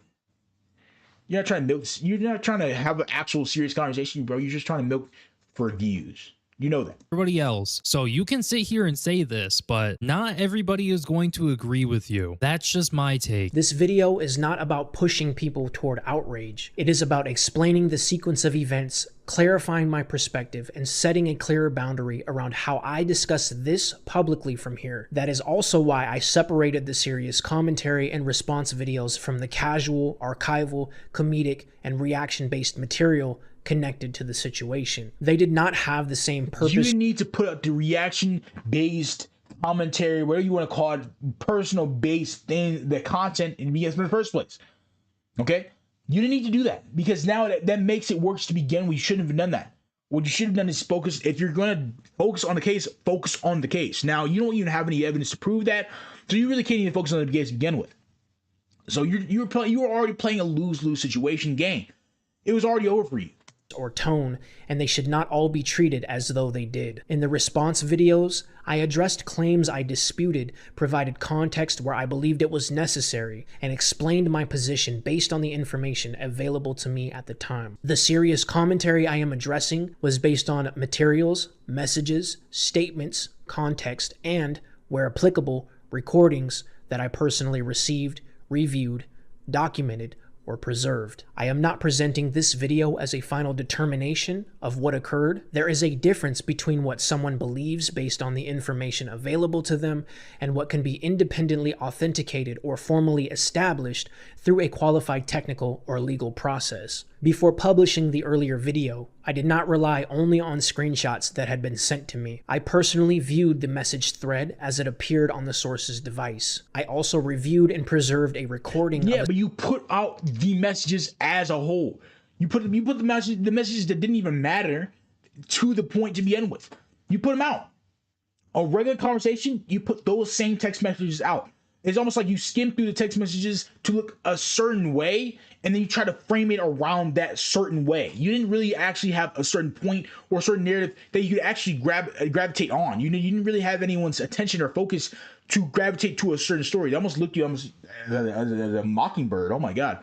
Without the bird part, you just being mocked, bro. Support interaction concerning how the messages appeared on that device. I treated that interaction as additional context. I did not treat it as forensic authentication by Apple or as proof of authorship, completeness, underlying metadata, or how any separate image was created. I mean, I know the videos are different and they had different tones to them, right? But it's all under the same situation, under the same accusations, under the same channel and everything. So even if they were separate videos in terms of, oh, hey, this one is more... This is more like, this is more lighthearted, you know, very funny, but this one's more serious. The judge or whether the jury or legal team, they're taking it all as once, and they're putting in it. Oh yeah, you defaming Corey. Okay. Oh yeah, this is just too personal. It's more of a personal feud that Corey doesn't want you to talk about anymore. I mean, it's pretty obvious. It's pretty obvious, man. It's not going to work the way you want it to work. Like comedic, right? I mean, there really is nothing comedic about this situation. And you wanted us to believe that this was a situation that was serious, but then you put out videos that are not serious. That's what I'm saying. Like, he makes it as if it's, no, this is a very important situation, very serious situation that needs to be addressed, needs to be settled. Yet he makes comedic videos, reaction videos to it. It makes no sense. It makes your case much lower, much more like, I would say much less effective, okay? Much less effective, okay? You're trying to make people feel a certain way, but if you're making comedic reactions and all that commentary to it, it's not felt a certain way. More, it's almost like a joke, a skit, a laugh. You put out videos where you were like running around doing like satanic shit, and it definitely does not help your case. Like, just imagine if the police had somebody come to them and said they had like the most horrific shit done to them, right? And then the police handled it, right, in a somewhat serious way, but then they were also fucking around in the background. And I know when it comes down to, yeah, that's weird, man. That makes no sense. Hey, oh wow, you had a situation? Like, yeah, you want the police officer to do that? No, man, you don't want that. You don't want that. That's you gotta treat situations as they are, man. This is a serious situation. You're treating it as if it was a joke. That's not gonna work. The police, it's like a totally different level because they work with detectives and prosecutors and stuff like that. But the way you handled this situation as a whole, even if the videos were separate, according to what you're saying, it just ruins your poorly, bro. It ruins credibility. It ruins what you were trying to. It ruins your point. What you're trying to convey gets ruined because you're making it as if it was a joke, as if it wasn't really real to begin with. Credibility. And I can only imagine, like, if I were one of these women and I had something happen to me from Corey that was someone else to be joking around by a situation like that. If I saw the guy who I went to put it out there for me and to get my voice out there, just messing around attacking commenters who are unrelated to the situation, I would be beyond livid. I received the letter. I'd be pretty pissed, bro. That this, because you're commenting someone who does, like, who cares about the fans thing? Who cares? Who legit cares? If you have irrefutable evidence that this is happening, they don't care whether you like it or not. That's not the point. You're treating it as if it was a joke, and that's the problem right there. And I understand the position it takes. It is not a court ruling, but it is formal notice that specific statements and uses of content are being challenged. My position remains that the earlier content reflected my understanding of the information available to me at the time. The specific disputes raised in the correspondence should be handled carefully and outside of audience pressure. So yeah, obviously most of this video is him just making clarifications on the whole situation in terms of the way he handled things and overall correcting himself. And a little bit later in the video, he actually does mention that he did have a phone call with Corey, but he will not be playing any of the call in his video. I'm not sure if he recorded it or not, but he does detail it right here. After the legal correspondence, Corey called me. I am not going to play the call or quote it line by line. Yeah, because it's part of the legal response. You're not going to be talking about the video anyway. The conversation concerned the dispute, prior events, and our history. I took time to process that conversation as part of deciding how to move forward. Because the call came after the legal correspondence and involved our prior history, I experienced it as serious and emotionally heavy. I am not assigning legal meaning or private intent to what was said, and I am not presenting my reaction to the call as proof of anyone's intent or wrongdoing. Corey may remember or understand that conversation differently. That is why I am keeping the description general, preserving the relevant material, and limiting what I say publicly. At that point, a former friendship, public statements, private communications, and formal legal correspondence had all become part of the same dispute. That was what I was trying to process. But this is... Yeah, but that's you don't want to go that route. Yeah, that's what makes it all more worse for your situation. When you make it as if it's about former friendship, personal problems, all this other facts that don't need to be named in the cases with these women, you defeat the whole purpose of the whole case, man. It becomes this kind of joke that you have created. This is narrative that is just always going to be false. Is also about something larger than one letter. It is about what happens when creators, communities, allegations, disputes, materials, and former friendships collide in public. I understand why people struggle with situations like this. When someone follows a creator for years, there can be trust there. There can be a real sense of connection. Absolutely. Even if that connection is different from a private friendship. People spend years watching someone's work. They grow up with them. They may feel that person has been part of their life in some way. So when serious information or conflict becomes public, people don't always know what to do with it. Online, people often move quickly in every direction. Some defend immediately, some condemn immediately, some dismiss everything, some accept everything. And some people are simply trying to make sense of conflicting public accounts involving someone they have watched for years. Well, I will have to say, at least he is starting to understand everything, and he is, for the most part, saying some good things here. He's starting to get it. He's starting to understand it, but like, he's kind of made the situation all the more worse. And frankly, he killed his own credibility standpoint. So there's nothing really you can do about it. I definitely don't believe that, you should be taking sides immediately when things come out, especially without hearing the other side. But part of me also thinks that, couldn't this have stayed offline? Couldn't this have been... Absolutely 100% could have.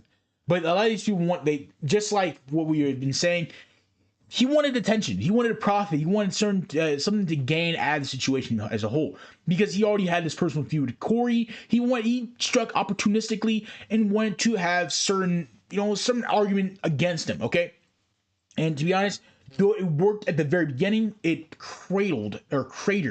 God, it cratered in the end. Okay, it cratered. It failed to actually gain a sustainable audience or to gain any sustainable people to really talk about it.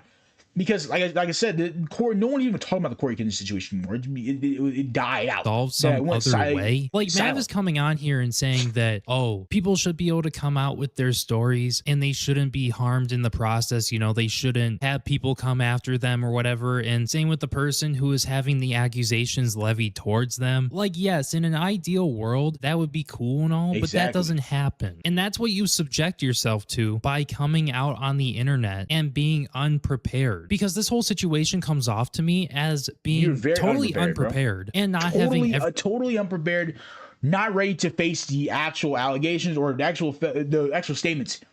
He's not a good investor. He's not good. He's not a good guy at understanding the situations. Frankly, he just came off as just, hey, let me make some profit off of a situation that I don't truly know or truly understand, and make some money out of this. See what I can do. I had a personal feud with this guy earlier 3 years ago, and I think I want to do something else with it because his name is now circulating again. So I want to get back into the game. And that's exactly what he did. He did try that shit. Like, why did it even take so long for all of this to come out, even though the evidence just wasn't there? Why were we constantly being told, well, there are other victims out there? And then while we were waiting for these victims' statements and maybe some additional evidence, why were these videos being made over sensationalizing the situation and frankly making everything unserious? Like, me personally, coming into this situation, I know what happened back in 2023. And yeah, sure, I have my criticisms of what happened back then. And yours and Corey's relationship. But if you actually came to the table fully prepared and had everything ready to go instead of the unsubstantiated claims, and you didn't handle the situation the way you did, then you probably wouldn't have people like me or similar channels looking at this and being like, yeah, man, something could have went down, obviously, but the way that the whole situation has been presented comes off as disingenuous. And given yours and Corey's relationship and that video you uploaded in 2023, it has seemed like this was more coming from a place of jealousy and trying to get back at Corey than it did actually like being a serious situation, along with the money thing too, because it's like you were posting video after video about this. Some were serious, don't get me wrong, but there were some that were not. I understand that. My experience is different because there was also a real friendship and years of shared history involved. I am not asking anyone to blindly believe me. I am also not asking anyone to blindly defend anyone else. Whether you support me, support him, feel conflicted, or are simply trying to understand, I am not asking you to attack anybody. I am asking people to listen carefully, think critically, and remember that serious situations rarely fit cleanly into internet narratives. There has to be room. You made your own internet narrative. That's the point. That's the problem right there. You created and fabricated your own narrative to make yourself look a certain way, to make yourself have some sort of substantiated evidence that proved you were the correct one in the situation. You obviously weren't and that was being taken off YouTube. You had to legit retract a lot of things because you made a lot of claims that just weren't true. Also, you made a comedic aspect of it. You tried to treat a serious situation comedic when it wasn't. It was not supposed to. You're trying to treat the situation, you're trying to get people the justice they deserve. If you're trying to get the people the justice they deserve, you don't make it comedic and all this. Hey man, this is gonna be like, this is gonna look good. This is gonna look, hey, I'm gonna hate against all the Corey Kenshin fans. Now it just makes it look as you had a personal feud, man. It makes you look as if it's not the Corey situation isn't about just actually giving justice to the victims. It's really about, yeah, hell, man, I am getting relevant back in the Corey Kenshin community. I want to hate again on him again. You know, he attacked me first. I want to get this personal feud back up again. That's not how life works, bro. And living this drama cycle is just the same. It's poor, piss poor, bro. It's not gonna work in this life. It makes you look worse. It makes you look desperate. People should be able to speak about their experiences and concerns without pretending they are judges. People who are accused or criticized should be able to respond and dispute what is being said without every disagreement becoming destructive. Communities should be able to process difficult information without directing harm toward anyone involved. And disagreement should... But you did predict harm. You tried to frame a narrative in your own light.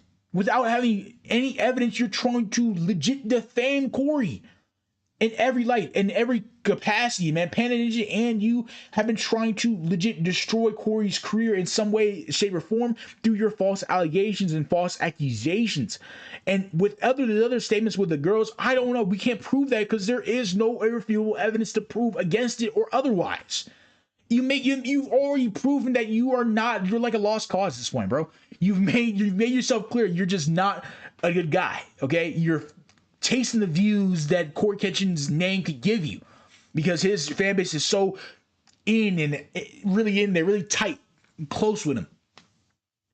That's on you, never become cruelty. That is the kind of conversation I want this video to be part of. Now, anyways, moving on, we are getting towards the end of the video where he basically says that he is going to be narrowing his public responses and that he's not trying to use this video to expand the dispute and that he doesn't want to invite more public comment. Now, at the end of his video, he does announce that he will be moving on and he's going to be going back to his regular content, his gaming content, and I guess that's where we stand for now. And I pretty much gone through all my criticisms in this video already, so I don't have too much more to say except for, yeah, hopefully this calms down. And like I said, I don't believe it should have been brought to the internet, at least maybe not at this stage. But if things actually did happen, I do believe that they should still be handled, but they should be handled in a responsible and respectful way, unlike how this was handled. So yeah, without further ado, I'm going to wrap up the video right there. It was irresponsible.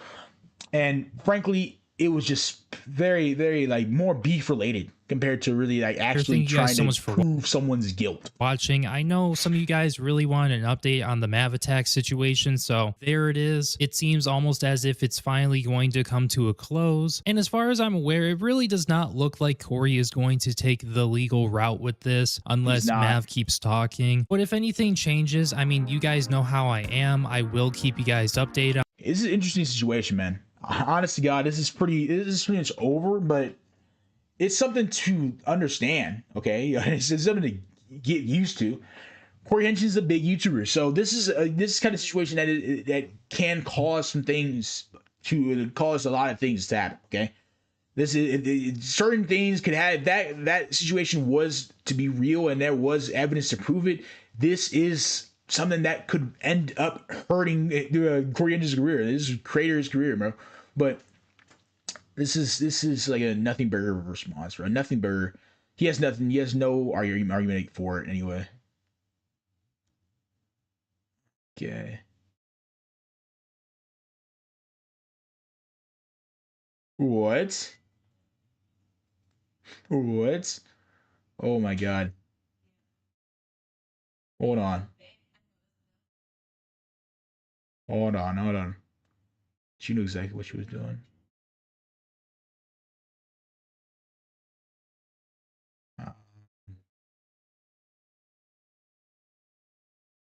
You know, I did see a video. I have a video right here. Haha, dumbass villains. I kind of want to watch this from Ninjuno. Ninjuno's one of my favorite creators right now. I definitely want to check this shit out, man. Honest to God, I wanted to see what it is, man. Dumbass villains by Ninjuno. Let's get to it. Most important characters of a good story, as they are the main obstacle or opposition for the main character to get through in order to reach their ultimate goal. But damn, some of them dumb as hell. Start with. All right, so Muzan, bro. If you like, I know I'm getting away from internet culture, okay? But Muzan, bro, if you really take a look at Muzan, who Muzan is, then he would never use his hands. Like, I swear to God, if you watch Demon Slayer and watch Tanjiro, bro, that dude would never. He would use any nigga possible, and he'll be the last resort. If Tanjiro beats every person he's ever sent, then he uses his hands. He will not fight for shit, man. He will not use his hands. Whoa, wait, dude, he's the scariest nigga I know. The scary villain. He's not even scary, bro. Like, he just be like I don't know. I just like I don't want to be part of the Tanjiro's universe. Like, hey, whatever you get him, you get him. I'll send everyone to you. Like, bro will never fight himself. He will never do anything for anyone else. Hey, he'll be the last one living. Yo, you don't got nothing else going on. I'm just gonna go ahead and say, if this motherfucker corny ass nigga, I swear to God, Muzan decided not to steal Michael Jackson's whole flow, aura, and all, this man would be getting flamed 10 times more than he is right now for being an absolute nincompoop. First of all, you're meaning to tell me that this smooth criminal got rage baited by a doctor that gave him immortality, but because it didn't take immediate effect and didn't instant regen his health, bro killed him out of pure idiocy. Pure spite. Oh, so I didn't regenerate right away? Oh, no. The type of dude to just kill all people for no reason. There's a Kill City video. Oh my god. The type of dude just plan them all. Hey, we'll kill them myself. Bro. He ain't ever heard the words trust the process a day in his life. And killing that doctor was basically him. Trust the right growth. What? I want instant progress. I'll kill you now. Sealing his fate of his dumbass life for centuries to come, because his doctor was the only person who knew where the flower for his cure came from. And he instead the only person who knew how to cure his pain. He got mad and started killing him, bro. What? What are you doing? Bro, trying to gain connections to people without making much of a scene and trying to find a permanent cure of his issue. Instead, decided to venture down the path of doing the absolute most by becoming the damn king of demons. And down this path, he came across the motherfucker that would eventually be the reason for Muzan having centuries of PTSD. Bro can't sleep at night because of this one man, Yoriichi, dude. Ooh-wee. And bro, this very first and only time they... Oh yeah, I remember Yoriichi. Is that what, Tanjiro's dad, bro? Oh my god. We hate that nigga, bro. He's like, what are you... I can't beat you, but I won't do anything. Threw down. This man was dead ass turning Muzan into a hibachi meal. It was cooking the hell oh great heavens out of him. The only reason bro lived him to death was because he ran away like a bitch. Fast forward a few centuries later, and bro finds a spitting image of the motherfucker who gave him PTSD in Tanjiro. Oh man, Tanjiro got it. Oh, Muzan wanted to kill him now. I remember that dude.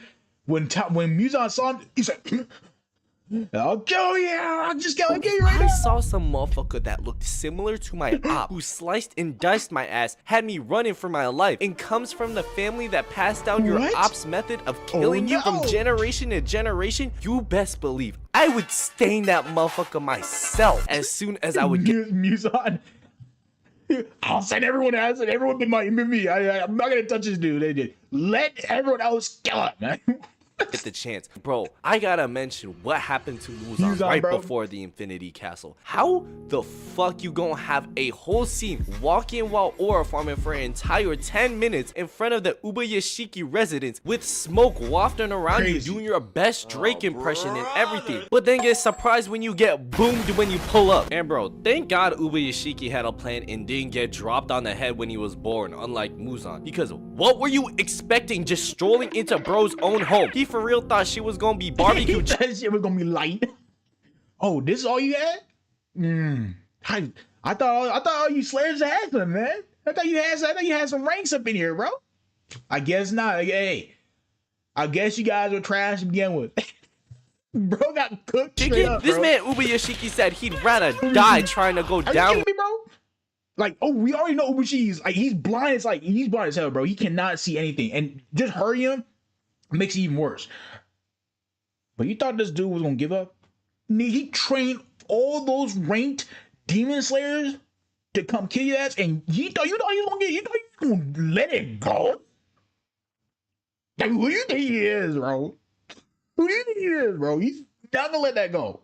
Okay, he's just like, hey, walk right up in the village. Right?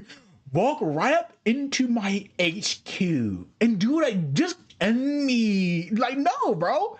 Like, he gonna burn his home.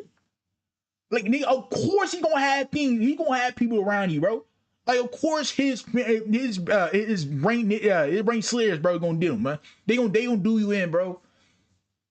That's what they did. With him, then letting Muzan have that sort of satisfaction. And from this point on is where Muzan's downfall started snowballing out of control. They obviously had him on deck, bro. Come on. Despite how dumb this motherfucker Muzan is, you could chalk it up to him just being way too bro, did you I guess he's trying to overfarm, but did you really think you were being alone?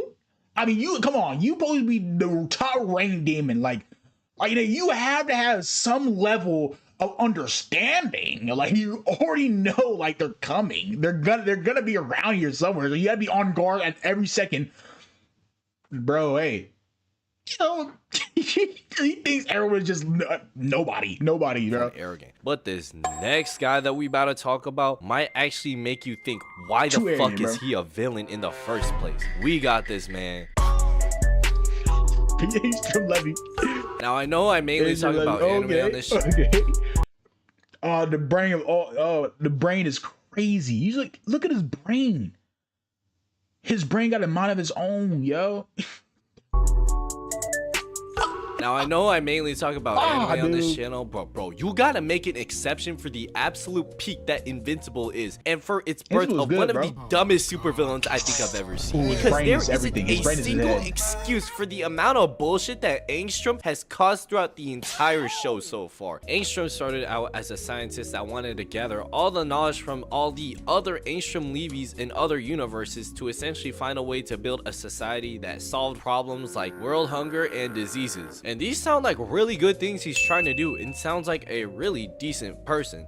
Until his machine boomed on him. This is where everything changed, because when his machine exploded, when he tried to gain the knowledge of every single Angstrom Levy, all that happened were the memories of his different variants flooded into his head from every other universe, where in their universes, all their invincibles are evil, and all he can think of is the heinous crimes that bro committed in all these other universes right in front of their eyes. So it started messing with his head, and this is where where he actually started tweaking and started hating on Invincible, vowing to kill him. My issue with Angstrom is that instead of targeting his hatred toward any or all of the other evil Invincible variants that he saw through, let's go after the one that's actually saving people.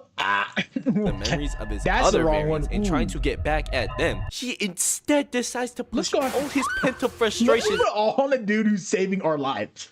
onto the only good variant of Invincible. Like, bro, what do you mean? Put all his rage onto the one nigga that actually is saving people. How about we go to the other universes where he's not? He's actually killing people. No. Let's just stay here. Let's stay our mighty asses here and attack the nigga who's saving other civilians. Who's stopping the monsters that are entering this room. Let's do it. Perfect. This guy is goofy. This is genuinely goofy, stupidity on another level. This is like your girl getting mad at you because she had a dream that you cheated on her in her dream. Not to mention that the way that Angstrom goes about this unwarranted hatred for Mark is genuinely preposterous. First off, this man decided to fuck with his mom and his toddler of a brother by holding them hostage in their own house. And then he decided to break his mom's arm and beat the shit out of her in front of Oliver. And on top of that, her Oliver around like a rag doll. Like, dog, what is wrong with you? Then after you get your ass beat by Mark while trying to kill him and failing to realize and fully comprehend that he's actually a hero, you then start an entire war to spite him while using the evil variants of Invincible to go fuck. Let's use the evil variants that killed ours, that killed and hurt and destroyed our variants to come kill the one nigga who's actually good. Classic thinking. You know what? You're such a smart young man, Angstrom. You're a smart young man. Dab up the chat. Dab up into the chat. With his world, the exact same motherfuckers that killed or completely traumatized his variants. Let's bring them together so we can destroy the one nigga that's actually saving people. Oh yeah. Traumatized your variants and made you even hate Invincible in the first place. However, instead of taking out your revenge on them, you decide to make the only good Mark have an even worse life and put up with more bullshit than he has to deal with. And bro, you gotta feel bad for Mark. On top of all these villains that Mark has to deal with already, menaces like Conquest and Anissa, he gotta deal with KSI's stupid ass, all because he has a mental get evil KSI. KSI, his brain went absolutely nuts. His head actually collapsed and he had a mind of his own. Holy cow.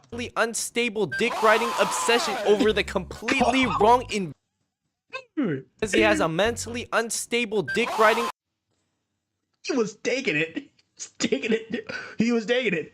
Take it good, obsession over the completely wrong Invincible. But if there's any villain I know that's even dumber than Angstrom, they have stood the test of time for selling the bag for decades against some 10-year-old with a yellow rat. We got Team Rocket. Oh, come on, bro. If you were on Pokemon, you know Team Rocket was trash, bro. They were trash every time. They lose in the dumbest ways too. Always doing the dumbest thing. Like they're like, bro. Could you even say they were a villain, or could you just say they were just annoying? Like they come in at the worst moments, bro. Like it just be like they be walking through the town, some shit ass Misty. They be walking through the town. Hey, where do you think you're going?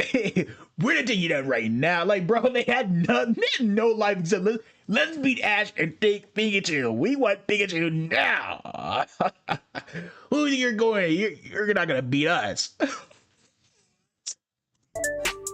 Jesse, James, and Meowth are some of the most iconic villains from our childhood, Jesse, and James, honestly, man. they're not even evil like that for real. They low-key beat Ashen's parents because if anything, they always on this motherfucker. That's why they always watching this guy, dude. Always taking care of this dude. Hey, they love this dude for dear life. Like, bro, their only relevance is through Ash, bro. They are so annoying, bro. They be just attacking this dude out of random nowhere, bro. They come out of nowhere. They be walking through the forest and all that. Team Rocket, ready to go. Oh, we got you. You stepped in our trap card. It's time. We're gonna take Pikachu this time now. like glue the entire series watching him. They were even cheering him on when he was battling to become champion. These three were there for Ash more than his own damn parents. But god damn, these motherfuckers are stupid as hell. I'm convinced that, bro, but aren't they young too? Like they 18 to 20. Like they're young because Ash at the time was like 12 or 13. They're like 18, 19, 20. They're young. So there's some young people, bro. Team Rocket are descendants of people with severe CTE because, bro, watching these motherfuckers try to scheme something up is like watching cavemen bang rocks together. Alright, bro, I don't know how the fuck you gonna bad. Like it's bad. Like you honestly had to be like, bro, no, you do that. You gotta really think about it. Like, what? You do that? Hey, it wasn't very cool of you. It wasn't very sleek of you. It wasn't very nice of you, bro.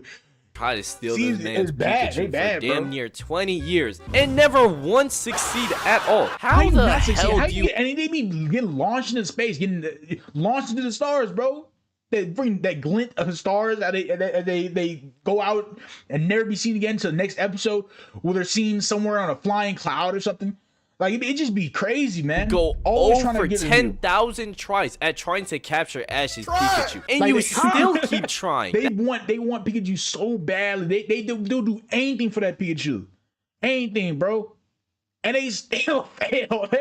Their plans suck, bro. They just be failing, yo. That's the equivalent of trying to shoot a 3-pointer 100 times, and you don't even hit the rim on any of the attempts. I mean, I'll give it to them, I guess. They have hella dedication. But bro, you would assume they would get better at trying to outsmart Ash, since, honestly, you know, they're adults, and sometimes it's like, aren't they like they 18, 19, 20, 21, bro? They obviously got something. They obviously got something to see, right? Wrong. Wrong. They got nothing. Always, every time. It's trash, bro. Trash. Like they be just doing this random stuff. Hey, how about we trap him in the forest and then we take Pikachu from his hands, see how he likes it. And we just stumble upon that. Oh, got it. Oh, they fall into the trap themselves, bro. We got you at oh my god, dude. And Ash has to come and save them a lot of times, bro. Like Ash, if they in trouble, bro, Ash gotta put his differences aside and save them. And they still trying to catch Pikachu. They still trying. Bro, the whole ass, like, yo. Ungrateful ass niggas, bro.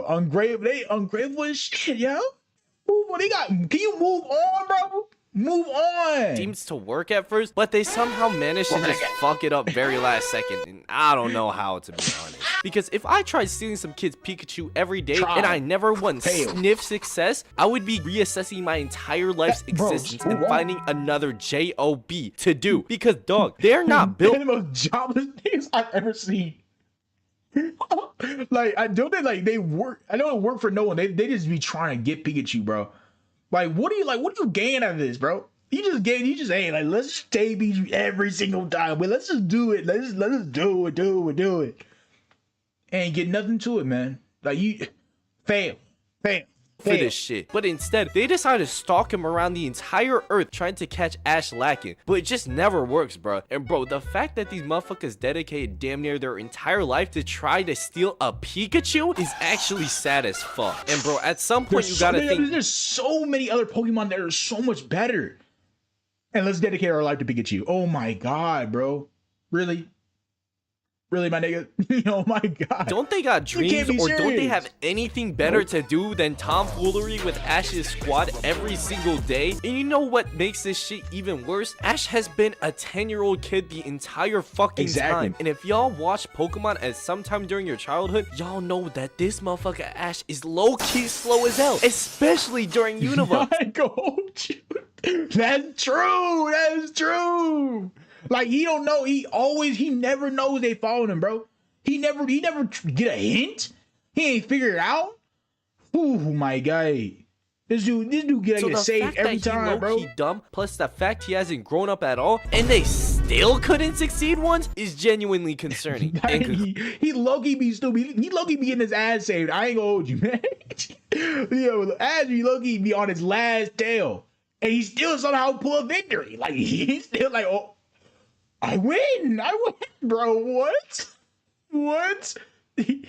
Rocket always like Team Rocket always has some like kind of negative reaction. They always fail. Like it'll be like the simplest mess up, the simplest mistake, always lose them. And they've done it a million times over trying to get this Pikachu. We can do this. We can get a bomb. They hold the bomb in their hands, blow up. Or we can do this. We can set a trap. They set the trap on them. They get crushed in the trap. Like really, bro. Like at this point, we just gotta just move on. Like, hey, man, if this is a sign. This is a sign from the Lord. This is a sign from the Lord. Hey, we don't care. We gotta move. We gotta move on. There's something about we can't catch him. I genuinely feel bad for all these dumbass villains. Trash, bro. Every single one of them, man. Every single one of them, bro. Whew. You gotta be like, man, this ain't it, Chief. This ain't the one. This ain't the one. This ain't it. This ain't it. This is not gonna get you nowhere. This ain't it. Trash, bro. Oh my God. Huh?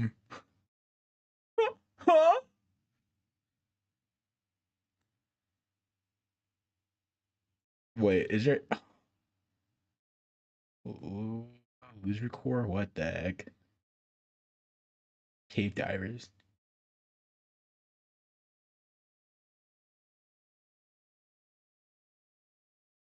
It's just a crazy situation all in all, man. It's just a weird situation to be in. Honest to God.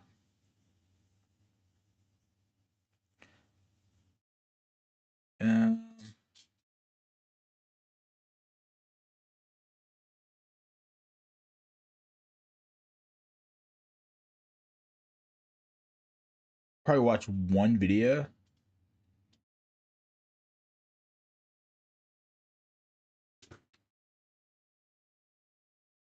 We're gonna watch one video, and we're just gonna do it as is, man. This is clearly, obviously not working. Got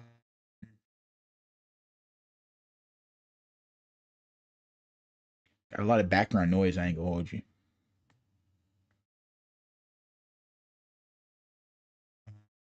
Hold on.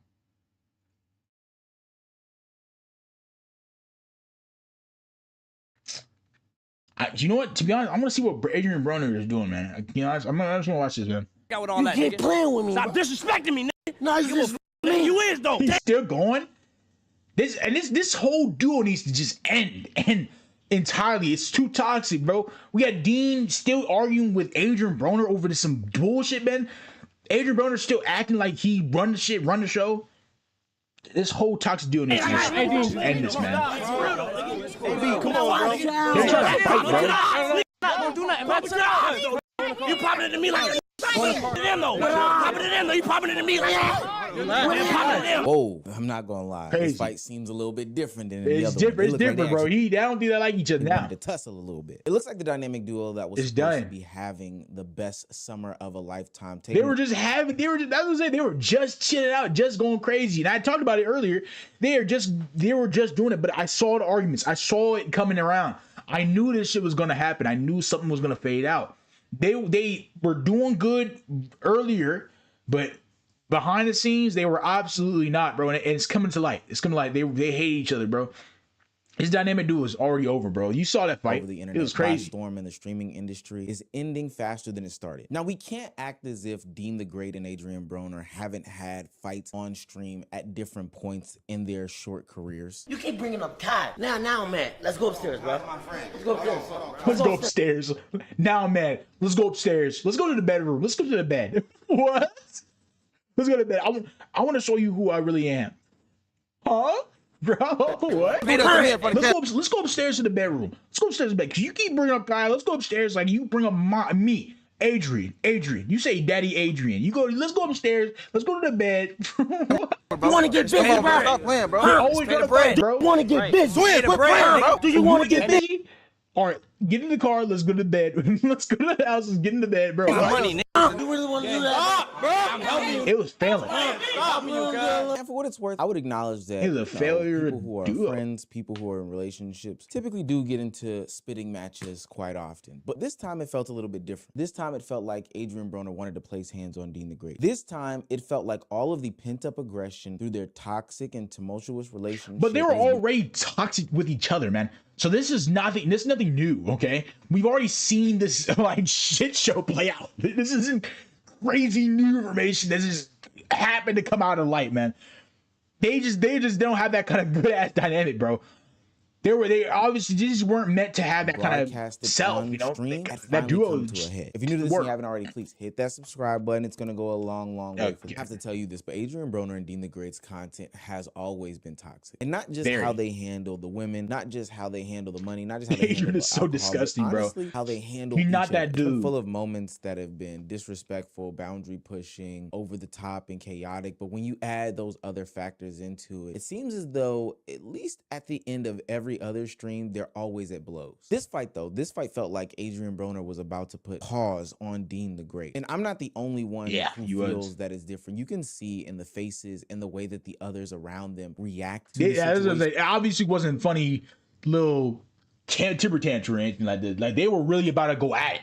Really about to go at it this time. You can tell that there's really about to throw hands. That is not normal when these two get into some sort of argument. And usually Dean, who is the more sober one, backs away from these situations. But when he stepped back up to Adrian Broner, I really thought to myself, oh, about to get a pay-per-view fight. I'm disrespecting me, nigga. No, you disrespecting me. You is though. I love when you like.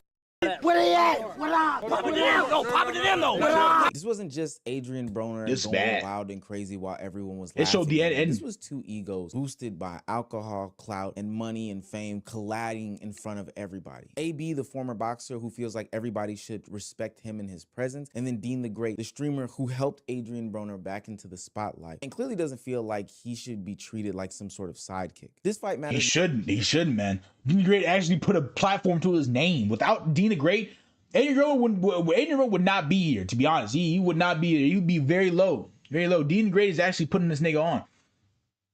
He should respect him. He should put the eternal gratefulness to this guy. Because it exposed the real problem with their dynamic. The chaos that made them entertaining is now starting to damage their relationship. But this fight didn't come out of nowhere. Before Dean even walked up, Adrian was already spiraling. The reason this whole situation happened, and Dean was already, so it's pent up anger.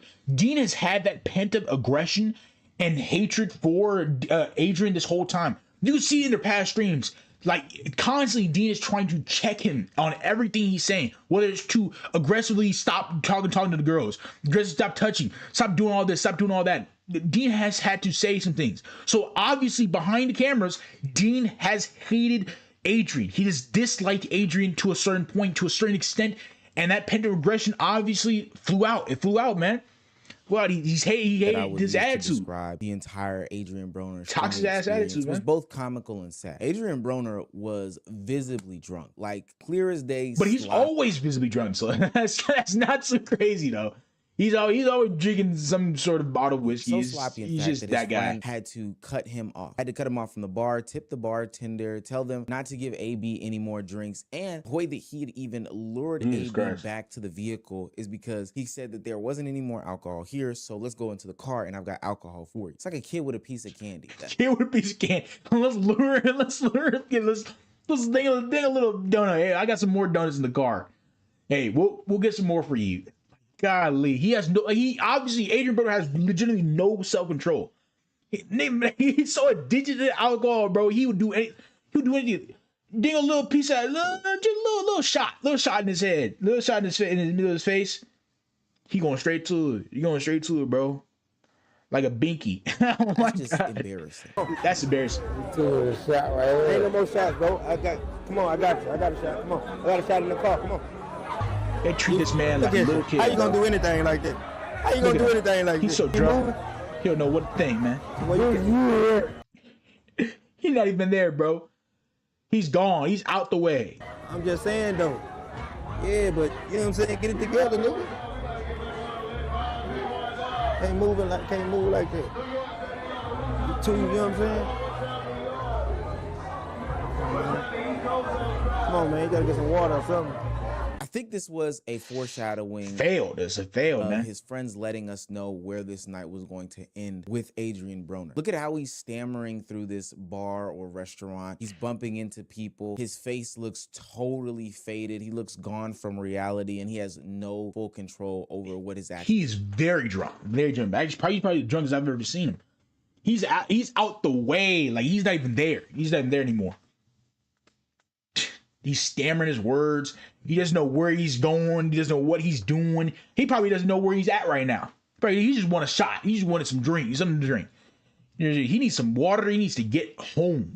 And I know most of us have been in a situation like this, and especially as somebody who is a sober person, I've definitely seen this before. Now we're outside yelling, screaming at security guards, yelling at women, totally embarrassing people. It's going wild. It's going left quick, fast. But that's how Adrian's attitude talk. Now, I know people that get drunk that do not act like that. Okay, they're very peaceful individuals. You can tell that they're very peaceful. You can see that but Adrian is an aggressive dude. He's willing to attack someone, simply degrade women, which he constantly does, with disgusting actions, maybe even sexually harass these women, even sexually assault some of these women, man. It is disgusting, man. He's a disgusting attitude. So it's not too out of the way that he wouldn't attack someone simply by change whether they change their tone is, or whether they move next to him, move near him, because he's in a drunk ass mindset.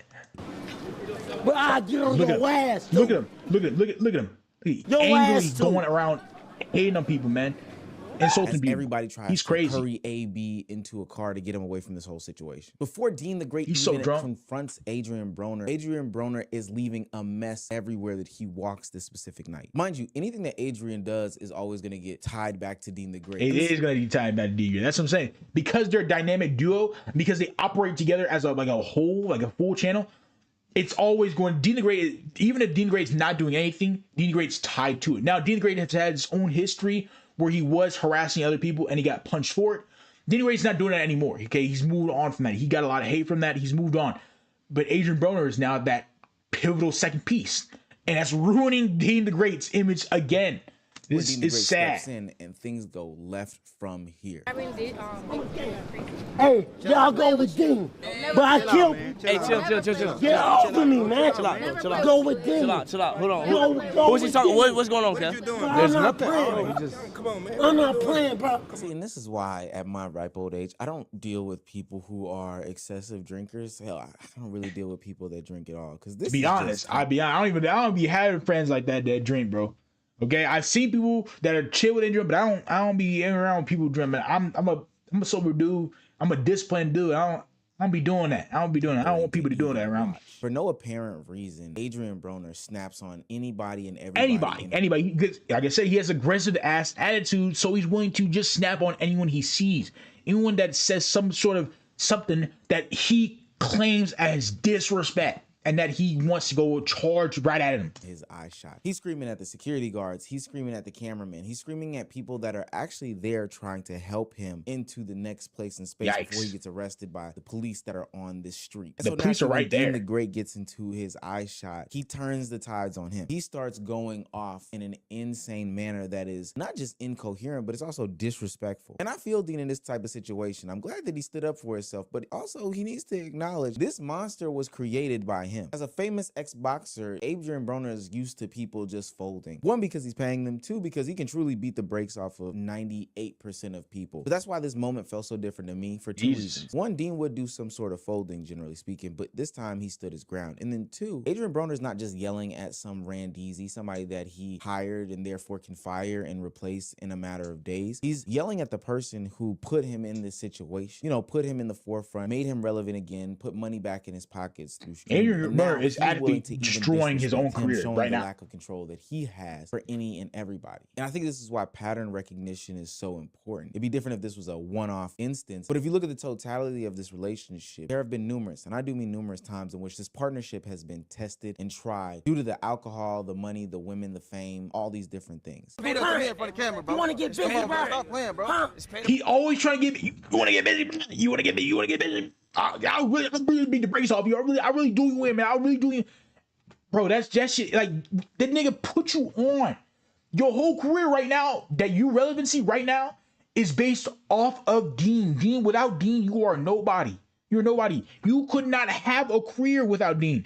And honestly, God, right now, Dean is probably on this. He's probably gonna kick you out right now. He's probably gonna separate right now, man. It's probably gonna be the end of Adrian Broner right now as we speak. Bread, do you want to get busy? Quit bread, bro.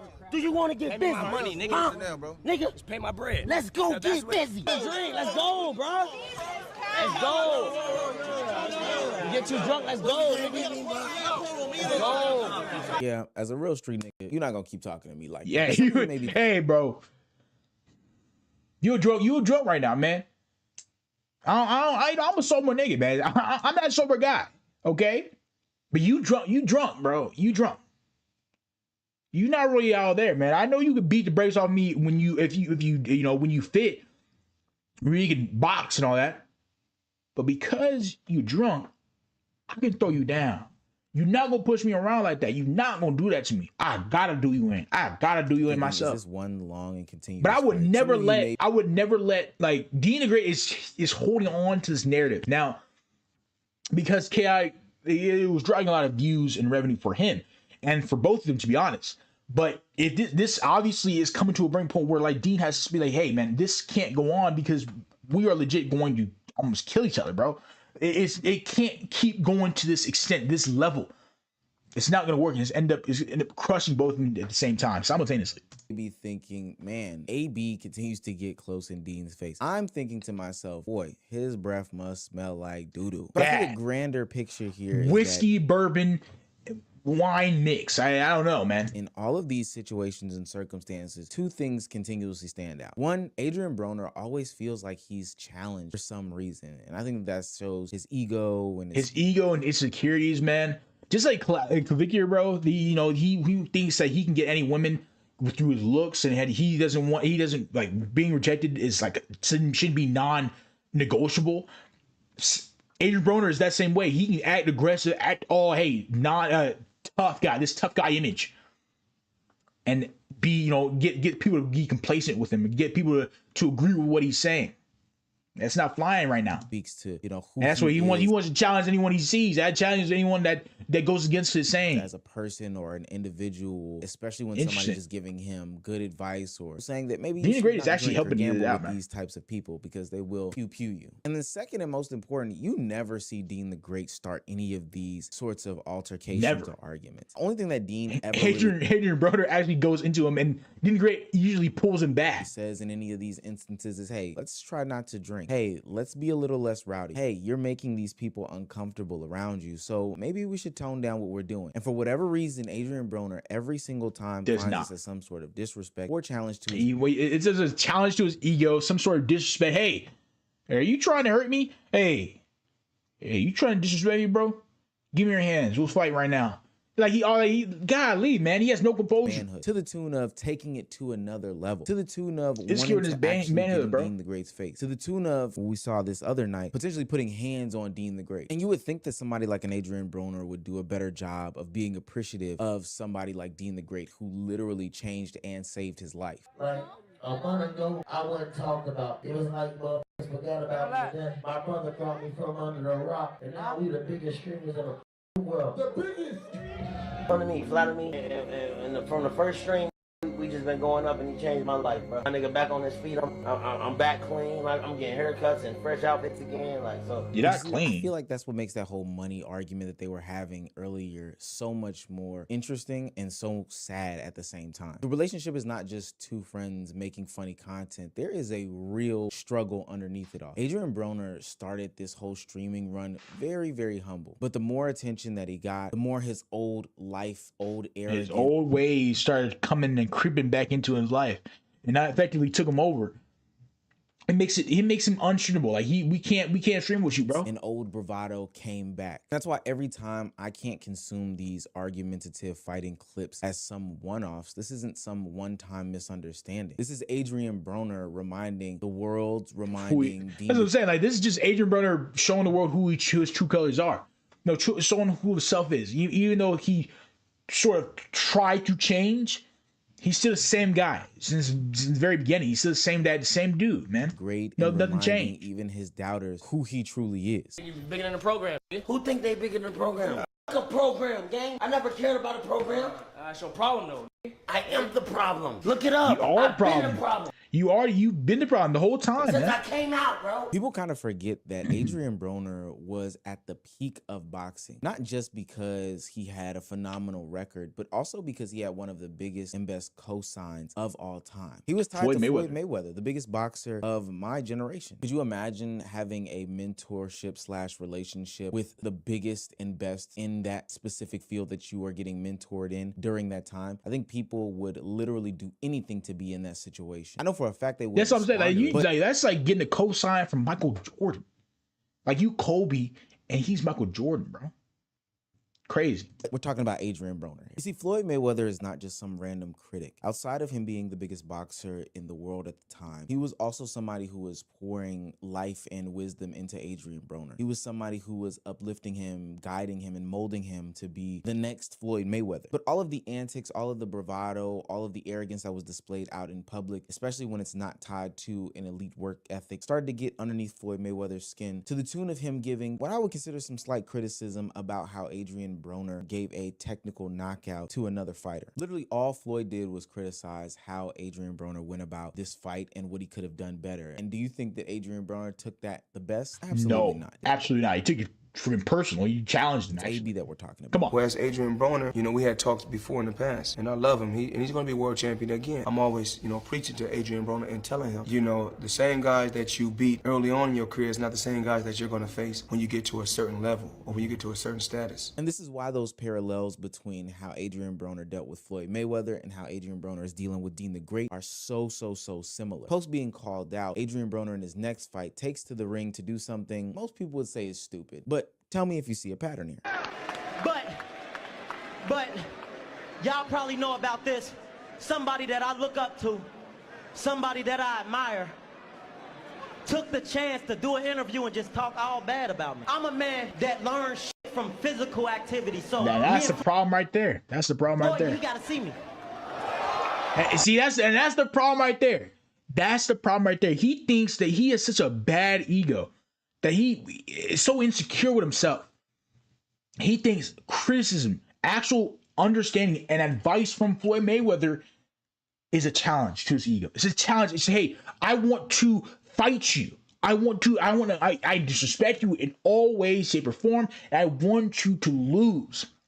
And that's his problem, man. He has nothing else in his mind. He thinks he's the biggest and the baddest man in the room. And he's not. Floyd Mayweather would wipe the floor with him, dude.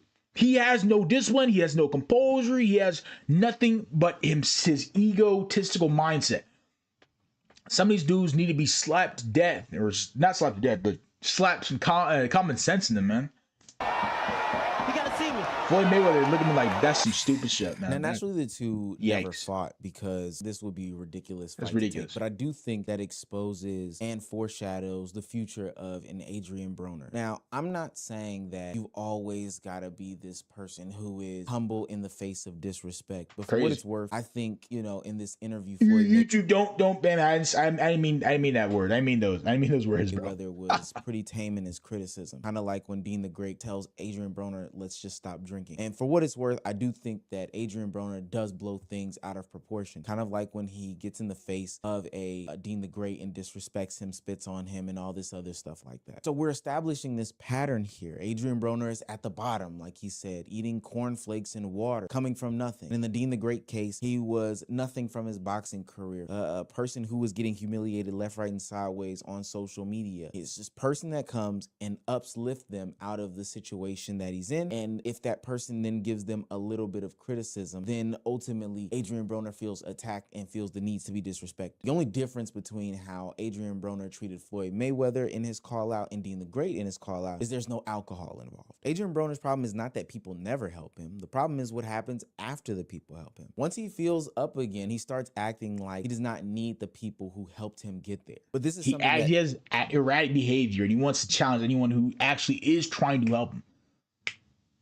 In fact, it's just Adrian Broner has to be stuff that he needs Dean to the Great change. keeps forgiving him. Floyd Mayweather did not. And we'll see how it plays into the future. For what it's worth, I do think Adrian Broner and Dean the Great will make up. And the reason is simple. The partnership still benefits the both of them. Just as much as Adrian Broner is seeing extremely high views and monetary success on Kick, so is Dean the Great. Make no mistake in that situation. Adrian gets the money, the relevance, the viral clips, access to younger streamers, and enough to trick off on women and drink alcohol. Dean gets the content, the attention, the chaotic co-star, and for what it's worth, he no longer has to be the butt of the jokes like he was a couple months ago with Rampage Jackson and Larry Wheels. Oh my God. God. The problem is that not just in the content sense, Adrian Broner in and of itself is a little too unpredictable. And the only reason why I say too unpredictable is because he continues to go on these same cycles every single time. The drinking, the arguments, women, disrespect, crash out, all for the viral clips. And then he's gonna divert back to this whole humble gimmick. I wanna grow, I wanna be this, that, and the third and the fourth, just for him to get that brown liquor back into his system and go crazy again. This is why this duo, this dynamic duo, is so dangerous in the first place. But what Adrian Broner doesn't understand in all of this is that at some point, people do have a breaking point. Floyd Mayweather's breaking point was a little bit earlier in their relationship. Why? Because he was already making millions of dollars boxing. He didn't necessarily need to have an Adrian Broner.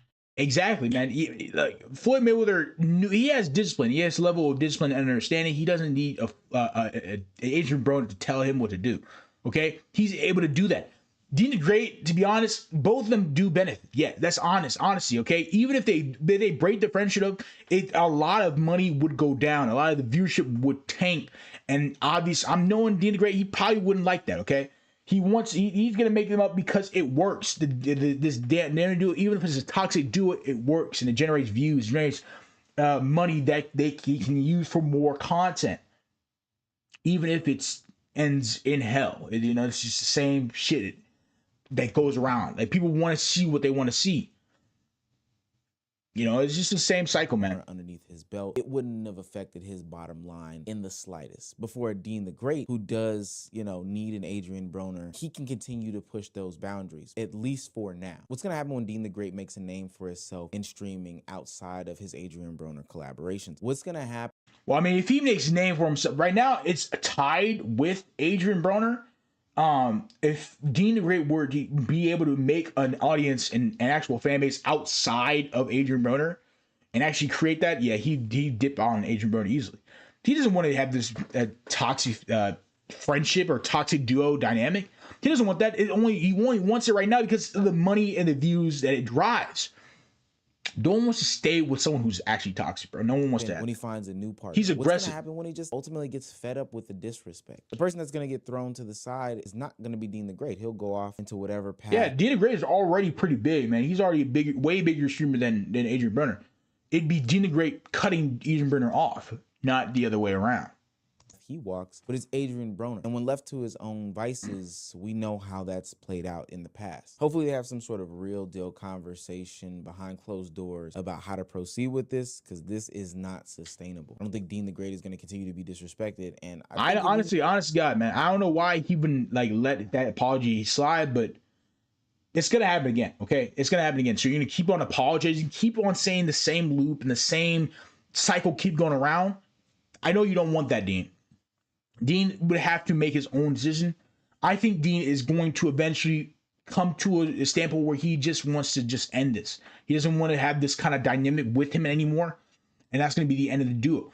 And this could actually create Adrian Broner, because though Adrian Broner is mostly known, he's like the main character of this show or the duo, he's not really as established as Dean the Great. Dean the Great can move on. He can build better. That's why I would say for Dean the Great would need to move on. Like I said in the last few streams ago, Dean the Great knows he needs to move on, and it's the end. Adrian Broner is just gonna have to live knowing that he is who he is. Give Adrian Broner enough time, he will do something that he regrets, just like he did in his boxing career. It's only bound to happen again. It's bound to happen. That happened. All right, man. Another stream done. Man, I hope you enjoyed this stream. I know I did. A little tired, actually, I wasn't tired. Actually, I enjoyed a lot of information that I'm starting to find out. We'll get better and better at it. Give me some time. Give your boys some growth time. We gonna get there. We gonna get there. I promise you. We gonna get there. Keep it going. That'll be it. That'll be it for the stream, man. Enjoy the rest of y'all nights, man. I gotta get some dinner, bro. I'm hungry as shit. Hungry as a motherfucker. Okay, I ain't gonna hold you. But that's gonna be it. That's really gonna be it for now. We're gonna get back into it. Promise you. New stream tomorrow. You know, I got some more videos I'm gonna pick out for you guys, and you know, I'm gonna let y'all know. I'm gonna let y'all know who it is, how we do. You already know how you feel me. Let's get to it. Let's get to it, man. Take care and have a great rest of your night.